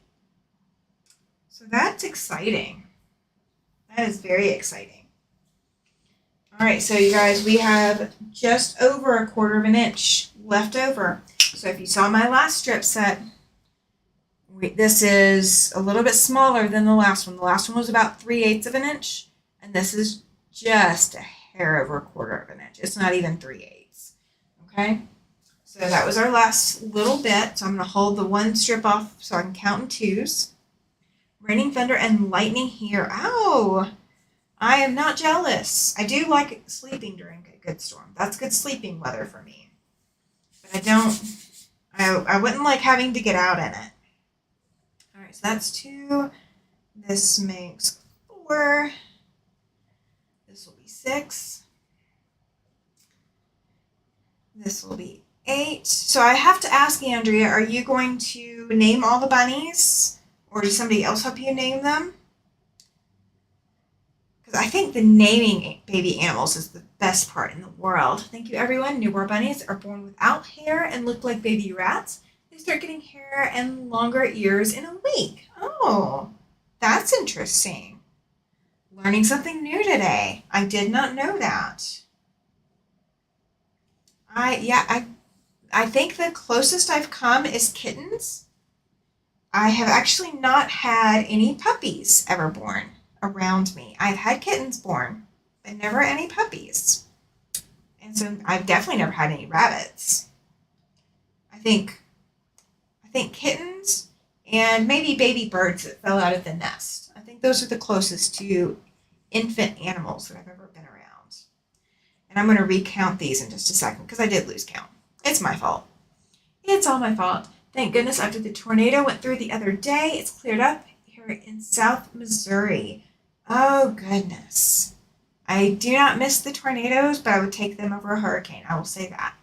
I make small balls of string, and the thin stripes, they are like beads. Okay.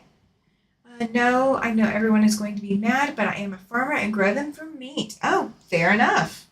That doesn't make me mad at all.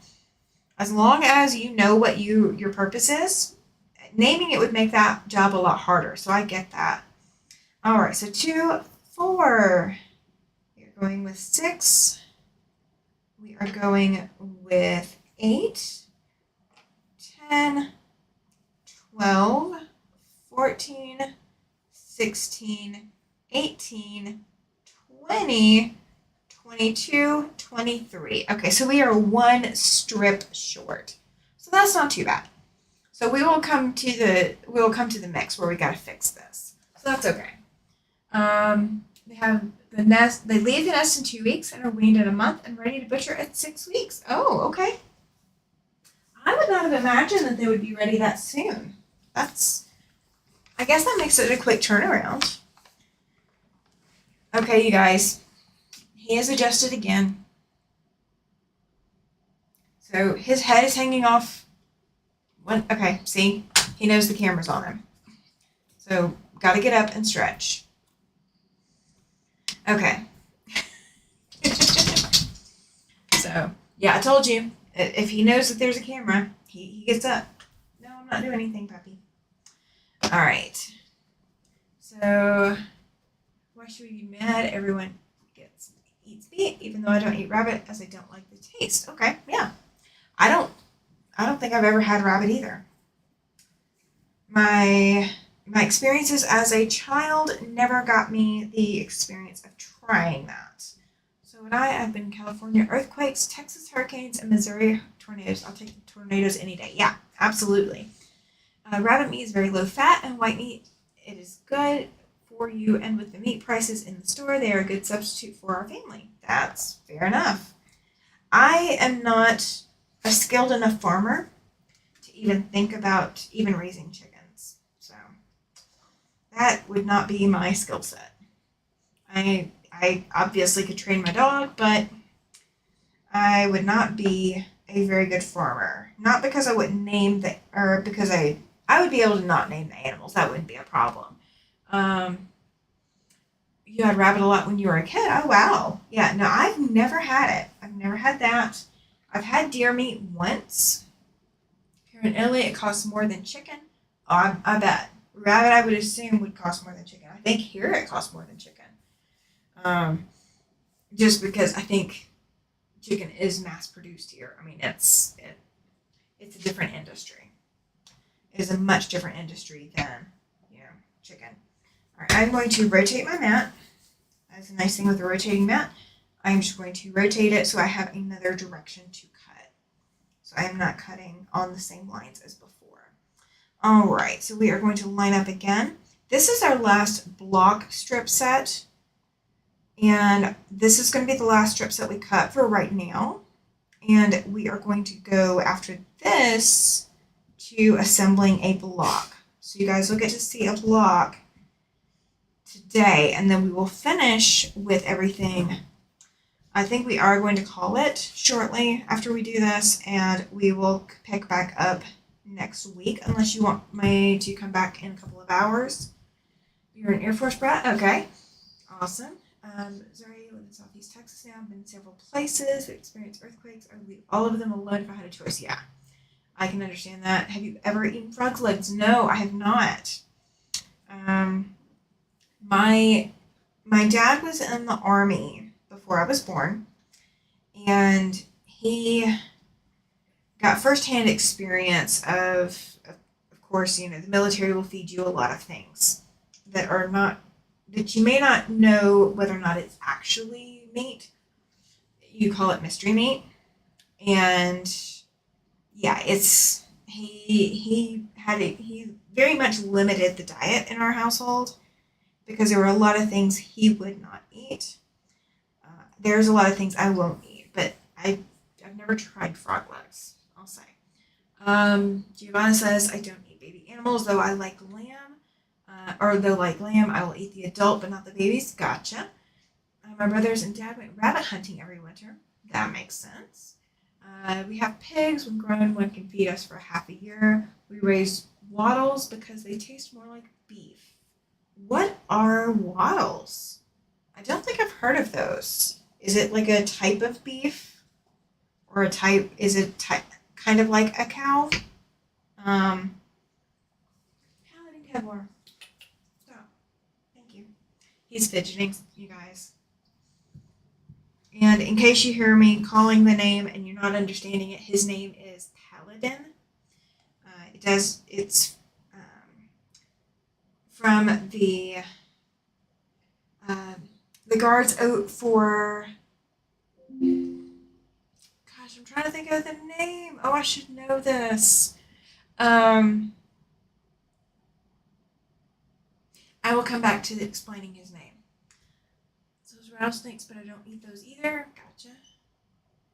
Emilia Romagna, which is in the north. Okay, I gotcha.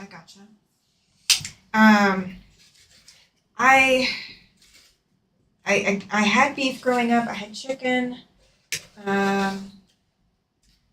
We had pork, and we would have fish sticks at home. But my mom likes seafood, and I do to an extent. I like lobster and shrimp. I'll eat scallops. I don't eat oysters. I don't eat escargot, which is not, it's not seafood, but I don't eat escargot, and I don't eat calamari. I've just never developed a taste for them. I figured that because you speak English very well. I missed something. Oh, okay, gotcha. Okay, you're talking to Giovanna. Yes, she does speak English very, very well, especially here in chat. I have not heard her speak, but I have heard, I watch the chat, so yeah, she does speak English very well.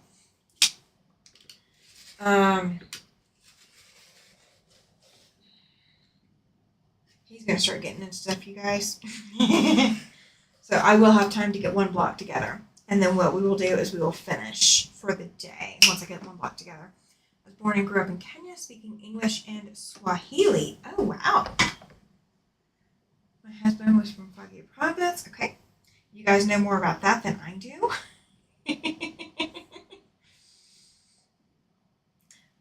My massive experience with Italy is I did a nation notebook when I was in 5th grade, and we each got to choose a country. My country was Italy. I actually chose Italy. So I loved doing the history and things like that. Oh wow, I grew up eating squirrels, rabbit, deer, frog legs, chicken, fish, etc. Oh gosh. You had a very, very varied diet. I did not have that much of a varied diet. My diet was very, very restricted because, again, there's a lot of things my dad would not eat. But either our food was cooked or it was burnt. That was the majority of our diet. No offense to my mom. She's a very good cook. Yes, a very remote town. Okay. But our food was either cooked or it was burnt. It was not, there was nothing that we didn't eat sushi, nothing raw, nothing exotic. My dad would just not have it. My dad grew up a city boy, and my mom grew up country. So my mom would have eaten a lot of things that I never grew up eating because Dad was too much of a city boy. Italy has a very, very long history. Yes, it does. My comment was too long. I hope you got some of it. I got the last one I got from you, Georgie, is rattlesnakes, but I don't eat those either. That was the last one before this one. I do apologize. I don't know if that was Nightbot or if that is YouTube that limits the link. I will look into that and see. It probably is a combination of both. I think once you hit a limit for YouTube, YouTube doesn't like to post it, and then Nightbot just seconds the opinion.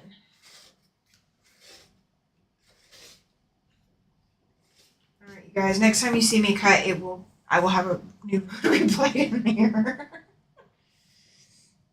I have enough now to assemble one block, but I'm going to finish cutting this up. All right.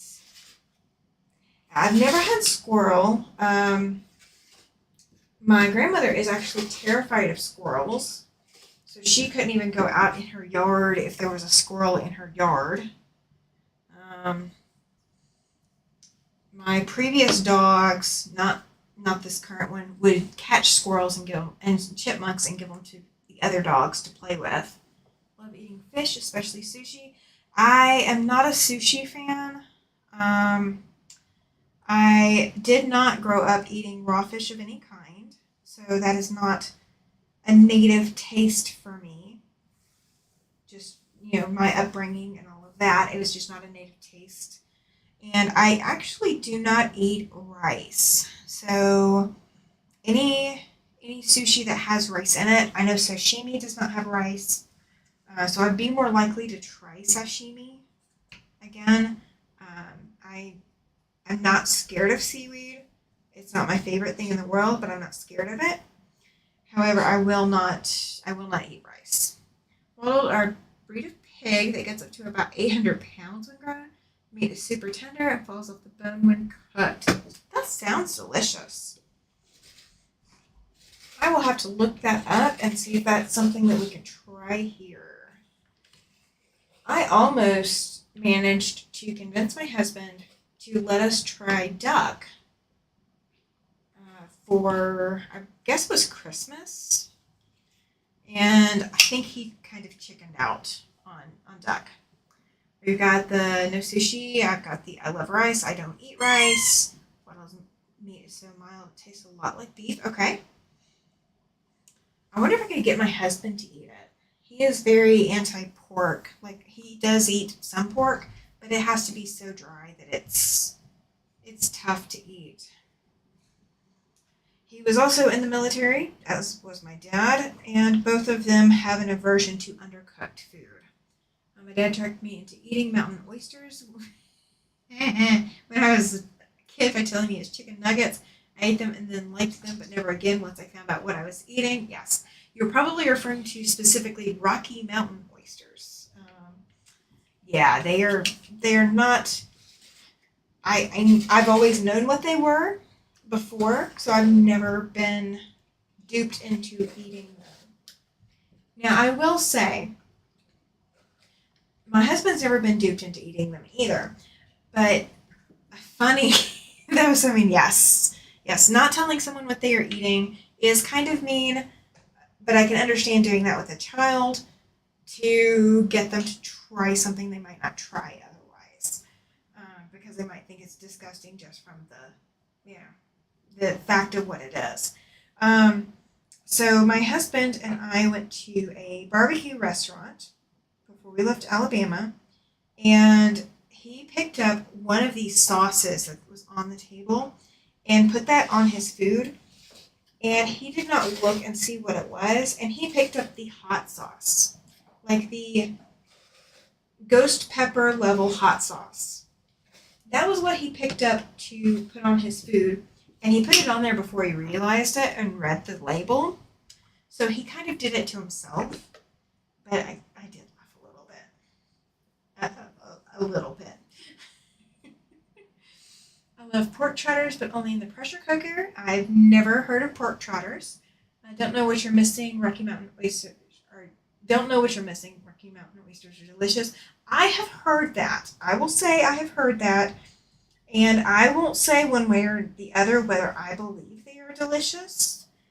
But definitely knowing what the item is kind of gives me a little bit of pause, not because I think it's gross, but just because it's that mental thought of, what am I actually eating? So yeah, I don't know. I don't know if I would ever try it or not. I've never been able to get over my aversion to calamari, so I'm not sure if I can get over the natural aversion to Rocky Mountain oysters. I'd make my kids try 3 bits. If they didn't like it, I wouldn't ask them to eat again. Yeah. Now I will tell on myself what I have done. My son was trying to become a picky eater, and in my household, I'm not going to make you eat things I don't eat, but I would let my kids eat anything that they wanted to eat as long as it was safe. So, like, no Tide Pods, or, that kind of stuff. I wouldn't stop them from eating an actual food group. However, my son decided he wanted to start becoming a picky eater. So we went out to eat a lot. That was my ex-husband's kind of deal. Not his dad. It was my second husband. And we would go out to eat a lot, and my son would order something, and then he would change his mind part of the way through. And that gets expensive, especially when your child is no longer ordering off the kids' menu. Whether that's because he has an appetite and can handle more food, or whether that's because he likes the flavor of things that aren't on the kids' menu, whatever. But so he wasn't ordering off the kids' menu, but then he didn't want to finish his whole food. So my second husband told him that the parsley and other things that were on his plate, there was like some romaine lettuce or, spinach. No, it wasn't spinach, but it was romaine or kale, and then parsley. Those kinds of things that were on his plate were garnish because my son asked, "What are these?" And my husband at the time said garnish. And so, as kind of a prank, because he was a prankster, my husband at the time told my son that he needed to eat the garnish because it was the most expensive thing on the plate. The food only cost $2, but the garnish is what made it cost like $10. And so my son tried the garnish off of his plate, and I think it was parsley that day. So my son tried the garnish on his plate, and he didn't like it, and he didn't want to eat it anymore. And he, put up a little bit of a fight, and he said, "Do I really have to eat this?" And so, sticking with the prank, my stepkids at the time and myself and everybody else told him that yes, indeed, he did need to, in fact, eat his garnish. So my son ate it. The next time we went out to eat, my son didn't say anything to us. He asked right before he ordered if they could bring him a plate with no garnish. And we said, "Why? Why do you want a plate with no garnish?" He's like, "I didn't like it last time, and I don't want you to be paying for garnish." So we kept that up for a little while. Let's see. I missed a couple. I would make my. Let's see. Well, I thought I was putting guacamole on sushi one time. It was wasabi. Oh, the carton with the character having steam coming out of their ears is what came to mind. It took my breath away. I bet. My son kind of did the same thing with wasabi. My stepkids got him to try wasabi without telling him. My relatives had lamb's head for Easter specialties, and we kids would run and hide. I don't blame you. Hi, are you done? Are you done? No, you're not done? Okay, come here. Come here. You guys get to see the baby. We will move the camera just a hair so you guys can see the baby. So we get some puppy time. Get a little bit of puppy time. Oh, you like that, huh? You like your ears rubbed? Okay. He loves his ears rubbed. Okay. Can I go back? Can I do what I was doing? Thank you. Let's not pull the cord. Thank you. Okay. You done? Are you done? I'm not going anywhere right now. Are you done? Go settle. I'm getting side-eye, you guys. I'm getting side-eye. Okay. We are going to swap. Well, let's pull the. He's so good. Yes, he is. He is cute until he decides that he is not cute. Or he decides to be obnoxious. Oh, thank you. He would love all the attentions. Oh, we gotta take time for puppy. Yes, gotta take time for puppy love. He is all about some puppy love. Now, he is not a friend to strangers unless you have a handful of cheese. However, he is learning at the places that I regularly go, and he knows his regular people. It's Kennedy is one of them. Excuse you. Come here. All right. So we are going to get these set aside and counted real quick and get one block sewn because he's going to start asking to go on a walksies or something like that. So bear with me just a minute. We're going to get this. Well, I do eat mutton brain and bone marrow. I have not had that. He's beautiful. Thank you. He is considered a red fox lab, and he is considered a British lab. So if you've not heard of a British lab before, that I can explain. So there are 3 distinctive kinds of labs. They are all labs, and as far as the AKC is concerned, they are all the same things. I'm in Traction for All Dogs. I believe it. So all labs are going to be classified the same for AKC purposes. They don't separate them. However, an English lab is going to have the big blocky head, and they're going to typically weigh upwards of 100 pounds. They are the biggest of the dogs.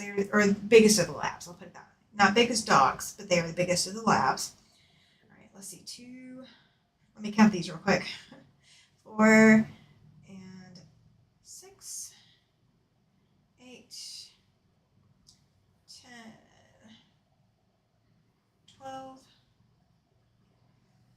14, 16, 18, 20, 22, 23. Okay, so we are one strip short here as well. So we will do the strip fix, the extra strips.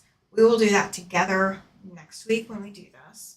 So let me change you guys off so I can move this camera without making you sick and without making myself sick, because you know I will. All right, so I'm going to turn this back on and pull that one up, make sure it is angled fairly properly to where I want it to be. And that is going to work, and we will zoom it in. Yay, I love the zoom feature. It is working. We had a black lab. Yeah, my first British lab was black. He is my first one that is not black. All right, so let me grab all these strip sets. So I'm going to show you guys what we are doing. Okay. So I am only going to make one block. Okay. So I'm going to leave it here because once you guys swap to see the machine, it will be a little bit harder to see. Okay. So we have a block with the dark one in the center, and then we have the block or the strip with the next. So we're going to attach those. We're going to add another strip. That's with it even further out.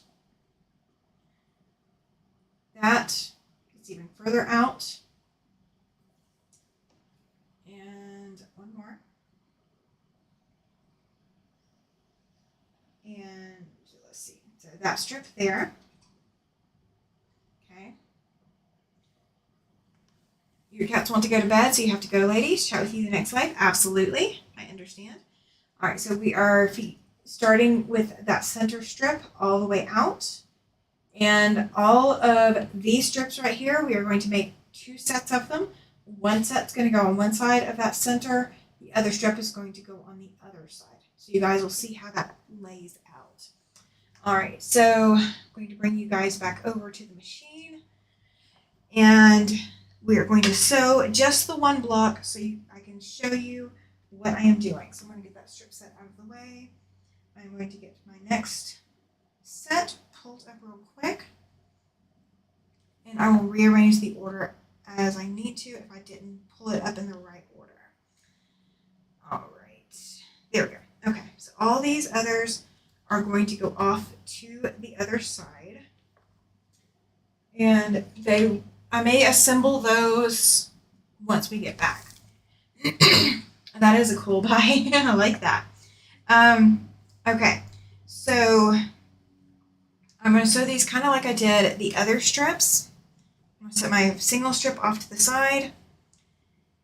And if you remember, I sewed 2 strips to each other, and then I sewed them together. Okay, so I'm going to move the camera just a hair, and let me actually do this. We are going to do something slightly different. And I'm going to take the extra light off. He is behaving for the moment, so I have a little bit extra time. Okay. So I've got my, let's see, let me zoom. Oh, I'm sorry, I hit the microphone, you guys. Okay. All right, hang on. I'm going to have to move the camera. I'm moving the camera. It is not your imagination. I'm moving the camera. All right. Well, okay, that's about probably as good as we're going to get.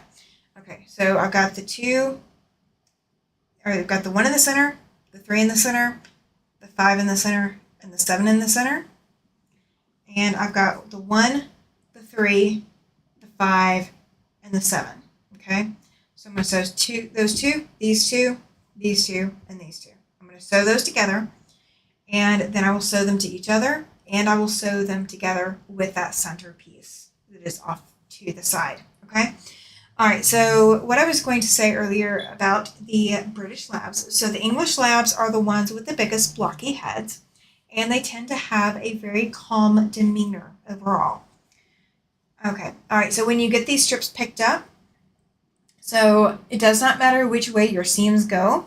If your seams do not nest, simply take your strip and flip it, okay?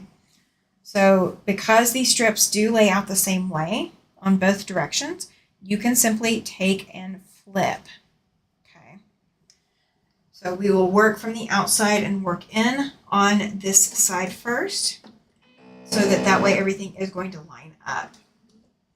All right, so the English labs are the ones with the biggest blocky heads, and they tend to have a very calm demeanor. The American lab is going to be a very high-strung dog. They are smaller and more lean than the English. They are bred for field trials. So they are bred literally to run and run and run and not stop. So when you hear somebody say that they've got a lab that cleans their coffee table, excuse you, bring that, bring it. Sorry, you guys, he brought me a napkin. Come here, bring, you want this? You want it? Bring it, bring that. Thank you. All right, so I have fabric napkins, you guys. He just went and found me one. Not that I need it, but he just went and found me one. So I will be out there in just a minute, I promise. All right, so the Americans are going to constantly be excited. They're going to be ready to go, ready to run, ready to play. Kind of like he is right now, because he really is ready to play right now, but they could go a lot longer than he can. The British are bred for the temperament that the English have, the calm demeanor, but they are bred to be the smaller of the Americans. So his body is kind of an American lab, but his temperament is an English lab. So that is what makes them what is called a British. So even though English and British basically mean the same thing, they are different. All right. So I am doing these one at a time because I want to make sure my seam allowances are set where I want them. All right, so my seam allowances on this strip set go up. So this strip set does need to go down, okay? So as long as I follow that and keep that in line, then my next strip set can go whichever way it needs to go. Okay, all right, hang on. I'm turning myself around and it does happen. All right, so we are sewing this seam right here, which means this goes here and I flip it. Okay. If you do get turned around when you are doing this, do not think any less of yourself if you need to go pin it. Pin the side that you are going to sew. There's nothing wrong with that. All right, so all of my seams are nesting, and I am just feeling for that as I go. If you do want to be more precise, you can definitely pin each of your seams. I am not going to worry about it. I'm not going to go that precise. I'm not going to go that, time consuming or anything like that with this. This is going to be a quick quilt to give for that newborn. So yeah, there's no need to go all the extra mile. All right. Now you could sew these any which direction and then just like match them between the blocks or whatever if you wanted to. But I do want my seams to nest, and I don't really want to take anything back to the pressing board and repress it. So that is why I am not worried about it. All right, so I'm going to go ahead and take that one off the machine. And we are going to make sure that this is going to be the way that we want it to be, and then we can go on to the next one. All right, so my strip was the wrong direction, not that my seams were. And good, my seams do go the correct direction, okay? So I can come back to that in just a minute. So my seams on this strip go up. So on the center strip, they are going to go down. I'm not going to attach it right this second. So my next strip, the seams need to go up away from me. So I can use that as my follow along point. I hope this is making sense, how I'm lining this up. And like like I said, if your strip, if you can't flip it and make it go the correct direction, you can always take it back to the your pressing station, your ironing board, and fix it. However, I'm not going to go through all that. I am just going to flip my strips until I've got them lined up the way I want them, so that they can nest. And I am not worried if my seams are not 100% nested and matching the whole way. As long as it is overall matching, that is good enough for me for this project. And that is one thing that you also can determine for yourself, is whether or not it's important for all of your seams to match 100% perfectly, or whether or not this is more a quick project for you to get done, or what the point of this project is for you. Alright, so one thing I may fix, and yeah, I think I will, my seam allowance did get caught up as I was sewing because of the direction I was sewing, and I did not stop it. So I am going to rip that real quick and fix it, because I do want it to lay flat. Even though I'm not worried about the direction, I've got the direction laid correctly, I do want my seam allowance to lay flat. I could have flipped the strip and sewn the opposite direction, but I did not want to do that.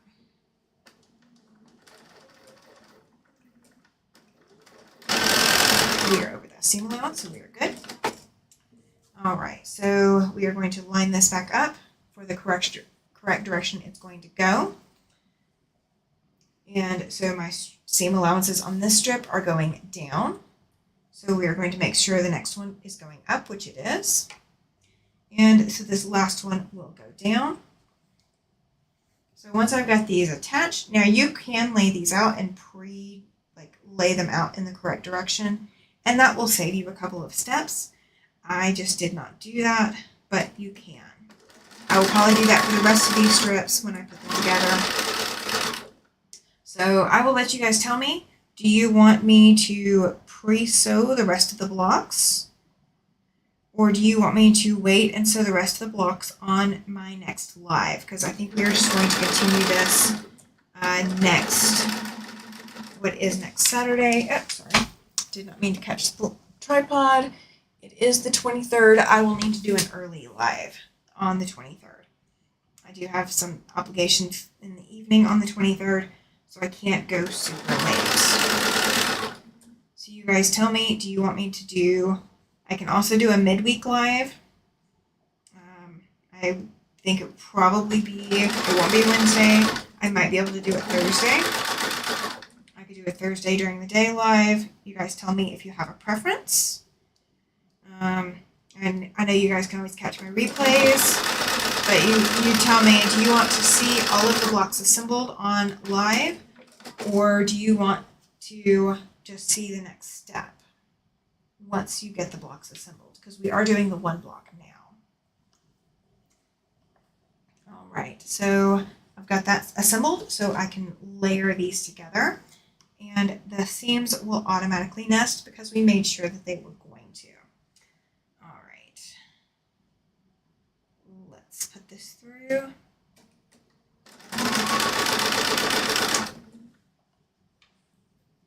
Midweek would be great. Awesome. I can do that.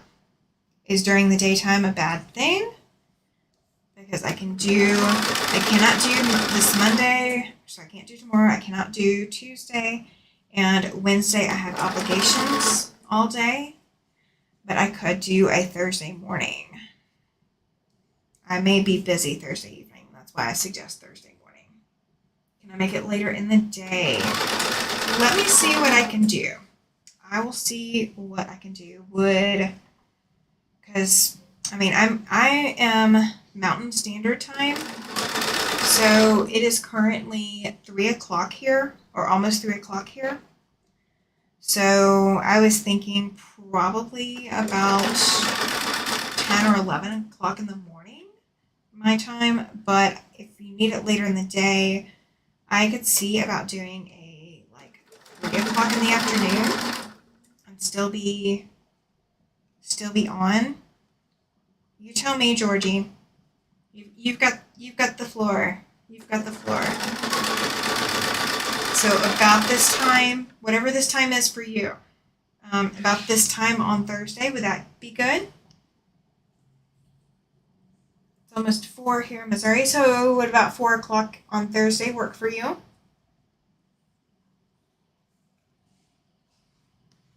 You get the whole floor. You get to decide my schedule. It's 4 here too? Awesome. Oh yeah, that's right. You're in Texas. You're in Central Time Zone. Yep. That's perfect. Awesome. Okay. So 3 o'clock Thursday, you guys. And I will remind you on Tuesday Nights Live. So if you do not catch Tuesday Nights Live, make sure you catch the replay. And I will have announcements about this and about what else might be going on. Because again, I can't do Saturday afternoon or evening, and I will not be home until I don't know what time Sunday morning, because I will be going out of town. So that's why I can't do Saturday afternoon. So we will see. Whatever works for you works for me. You are so sweet, Glenda. You are so sweet. Thank you. And I do not mind trying to work around people's schedules, because I really don't have a set, other than my Tuesday, I really do not have a set YouTube schedule yet beyond just the Tuesday Night Lives. I figured as far as a set schedule, I would be able to get that a little bit anytime. Good for me. Awesome. All right, so the second question then, do you guys want me to do, I think I just got spam email. Sorry, you guys. Do you want me to do all of the blocks on live, or do you want me to have the blocks assembled so you guys can see how the sashing works? You tell me. Do you want to see the whole blocks, all of the blocks being assembled, or do you want to see just the sashing? What time Tuesday? It is 5 p.m. Mountain Time, which would be 6 p.m. your time. I've been listening and always try to catch your lives. Thank you, Laura. Yes, I do remember seeing you at a lot of them. Thank you. I appreciate it. I do. Very, very much. Yeah, my Tuesday night lives are always 5 p.m. Mountain Time. I did move one of them to accommodate another YouTube creator who was having a birthday bash, and my guest wanted to get the birthday bash, as did I. But that is my normal time. It's 5 p.m. Mountain Time on Tuesday. So that would be 6 p.m. your time on Tuesday evenings. And then if you don't catch the live, definitely catch the replay. Replay is always better than no play. And Tuesdays are when I do my announcements. So if I have something going on or something scheduled or something exciting, that is when I do it. If I do a giveaway, which I do not have a giveaway scheduled, don't go panicking on me. That way all my regulars who are used to seeing me at that given time are able to be part of it. Actually, we stopped for lunch and had you playing in the background. You are amazing. That is awesome. Thank you. Oh, I feel loved. You stopped and you had me playing for lunch. Awesome. I see Laura on a lot of lives. Yes, I do too. I'd like to see you put together a couple of more blocks and then show us how to lay it out, if that's okay with everyone else. Absolutely. That is fine. My content is here for all of you guys. It is not just for one person. So my thought process with this, Georgie, is if you want to see it, then somebody else does too. So that is perfectly fine with me. And I know I'm not making this super clear right here, but I will be able to show it also on the other screen. What Georgie said, put together a number of blocks. Yes, absolutely. We can do it. We can do it. Yeah, I do not mind at all. And what I will do is I will show you how to pre-lay everything out. Because what I will do is I'm going to see what I need to do about this microphone situation. I'm going to, I guess, pick up another cord so that I can extend the length of my microphone. because in this studio space, I would have to move my entire computer and my desk and all of that to another section to not have to do more chords. I'd love to see some of the assembly too. I'm a new quilter and I need to see it a couple times. Absolutely. That is fine. I do not mind a bit. And that's what I want to know, you guys. I like to know what is helping you and what would benefit you because I am here to show it to you. I do not mind for you to watch over my shoulder to see exactly what's going on, to be able to see, literally how I line things up and get stuff going. I do not mind. So I can definitely show you when I'm not having to rush because puppy woke up. I will be able to show you guys a lot more. And puppy is also on kind of a time limit. And that's kind of the way I said, when he wakes up, I kind of have to go. He is my behavior interruption.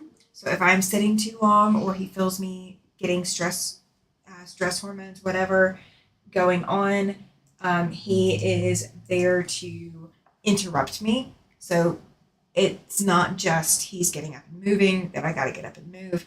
It is he's getting up and moving and him coming to ask for attention the way he did. That is kind of one of his things that he is supposed to do. So I have to pay attention and listen to that. So he gives me a time limit. And if I kind of go over that, he will start fussing at me. All right, so I'm not going to press it today, but this is your block for the quilt. So there are going to be 12 of these going into this quilt. Now, if I had chosen more solid colors that did not lean over into each other, then it would be a little bit more pronounced. The nice thing about this, because the fabrics basically repeat themselves, it doesn't matter which direction it ends up going into the quilt. It will not matter one single bit, okay? So that is what makes this beginner friendly, even if you're not as long as you made one quilt before, maybe two, you can do this. This does not have to be exact, but this is the overall layout of this block. So once it's pressed and pressed with starch, which I will do, it will lay super flat and will come together nicely. Okay. So I've got, I am good with whatever works for you. I'm here to support you and give you watch hours and show the love. I have my own projects going, so if I'm not chatting, I'm sewing. Absolutely. Joy says very pretty. Glenda says beautiful. You guys, I love this. I love this. I love that it's coming together quite the way that it is. I mean, it is just fabulous. So the sashing that we're going to put on it is going to make it pop even more. And it's going to set it in place, but definitely the pressing and starching will give it that flat look. So it's not going to look like just something random. And once you get 12 of these together, it is going to just be so stunning and so beautiful and not very overpowering at the same time. Oh, I see it now. I didn't know what it was supposed to be, but I don't really know what an Irish chain was. Gotcha. I have an Irish chain ready to quilt. I love the block. Awesome. Time for me to go. See you next time. Bye. Absolutely, Joyce. Well, I am going to get off of here myself, you guys. We have been on here for 2 hours and almost 45 minutes. We're a few seconds away. So I am going to go ahead and get off of here so that I can go do what Puppy is telling me it is time for me to do. But I will be back on Tuesday for my Tuesday night live, and I will have the Thursday night or the Thursday afternoon live scheduled, so you guys will be able to see that and be able to interact and see more of the process of assembling this. I will probably have some of them done. I'll probably have about another 8 of them done, so that will give me 9 blocks total, so you guys will see the last 3 blocks coming together. And I will show you how I do the other strip sets. So we will have that segment as well as part of the Thursday night, and then we will get this finished up, okay? So thank you guys for joining me. I really appreciate it. If you have not hit that like button, go ahead and hit that like. If you are listening and you have not subscribed, hit that subscribe button. That does help my channel grow. I appreciate you all for being here. Have a great Sunday afternoon, wherever you are, or whatever time it is for you. Thank you for being here, and bless you. Have a great afternoon.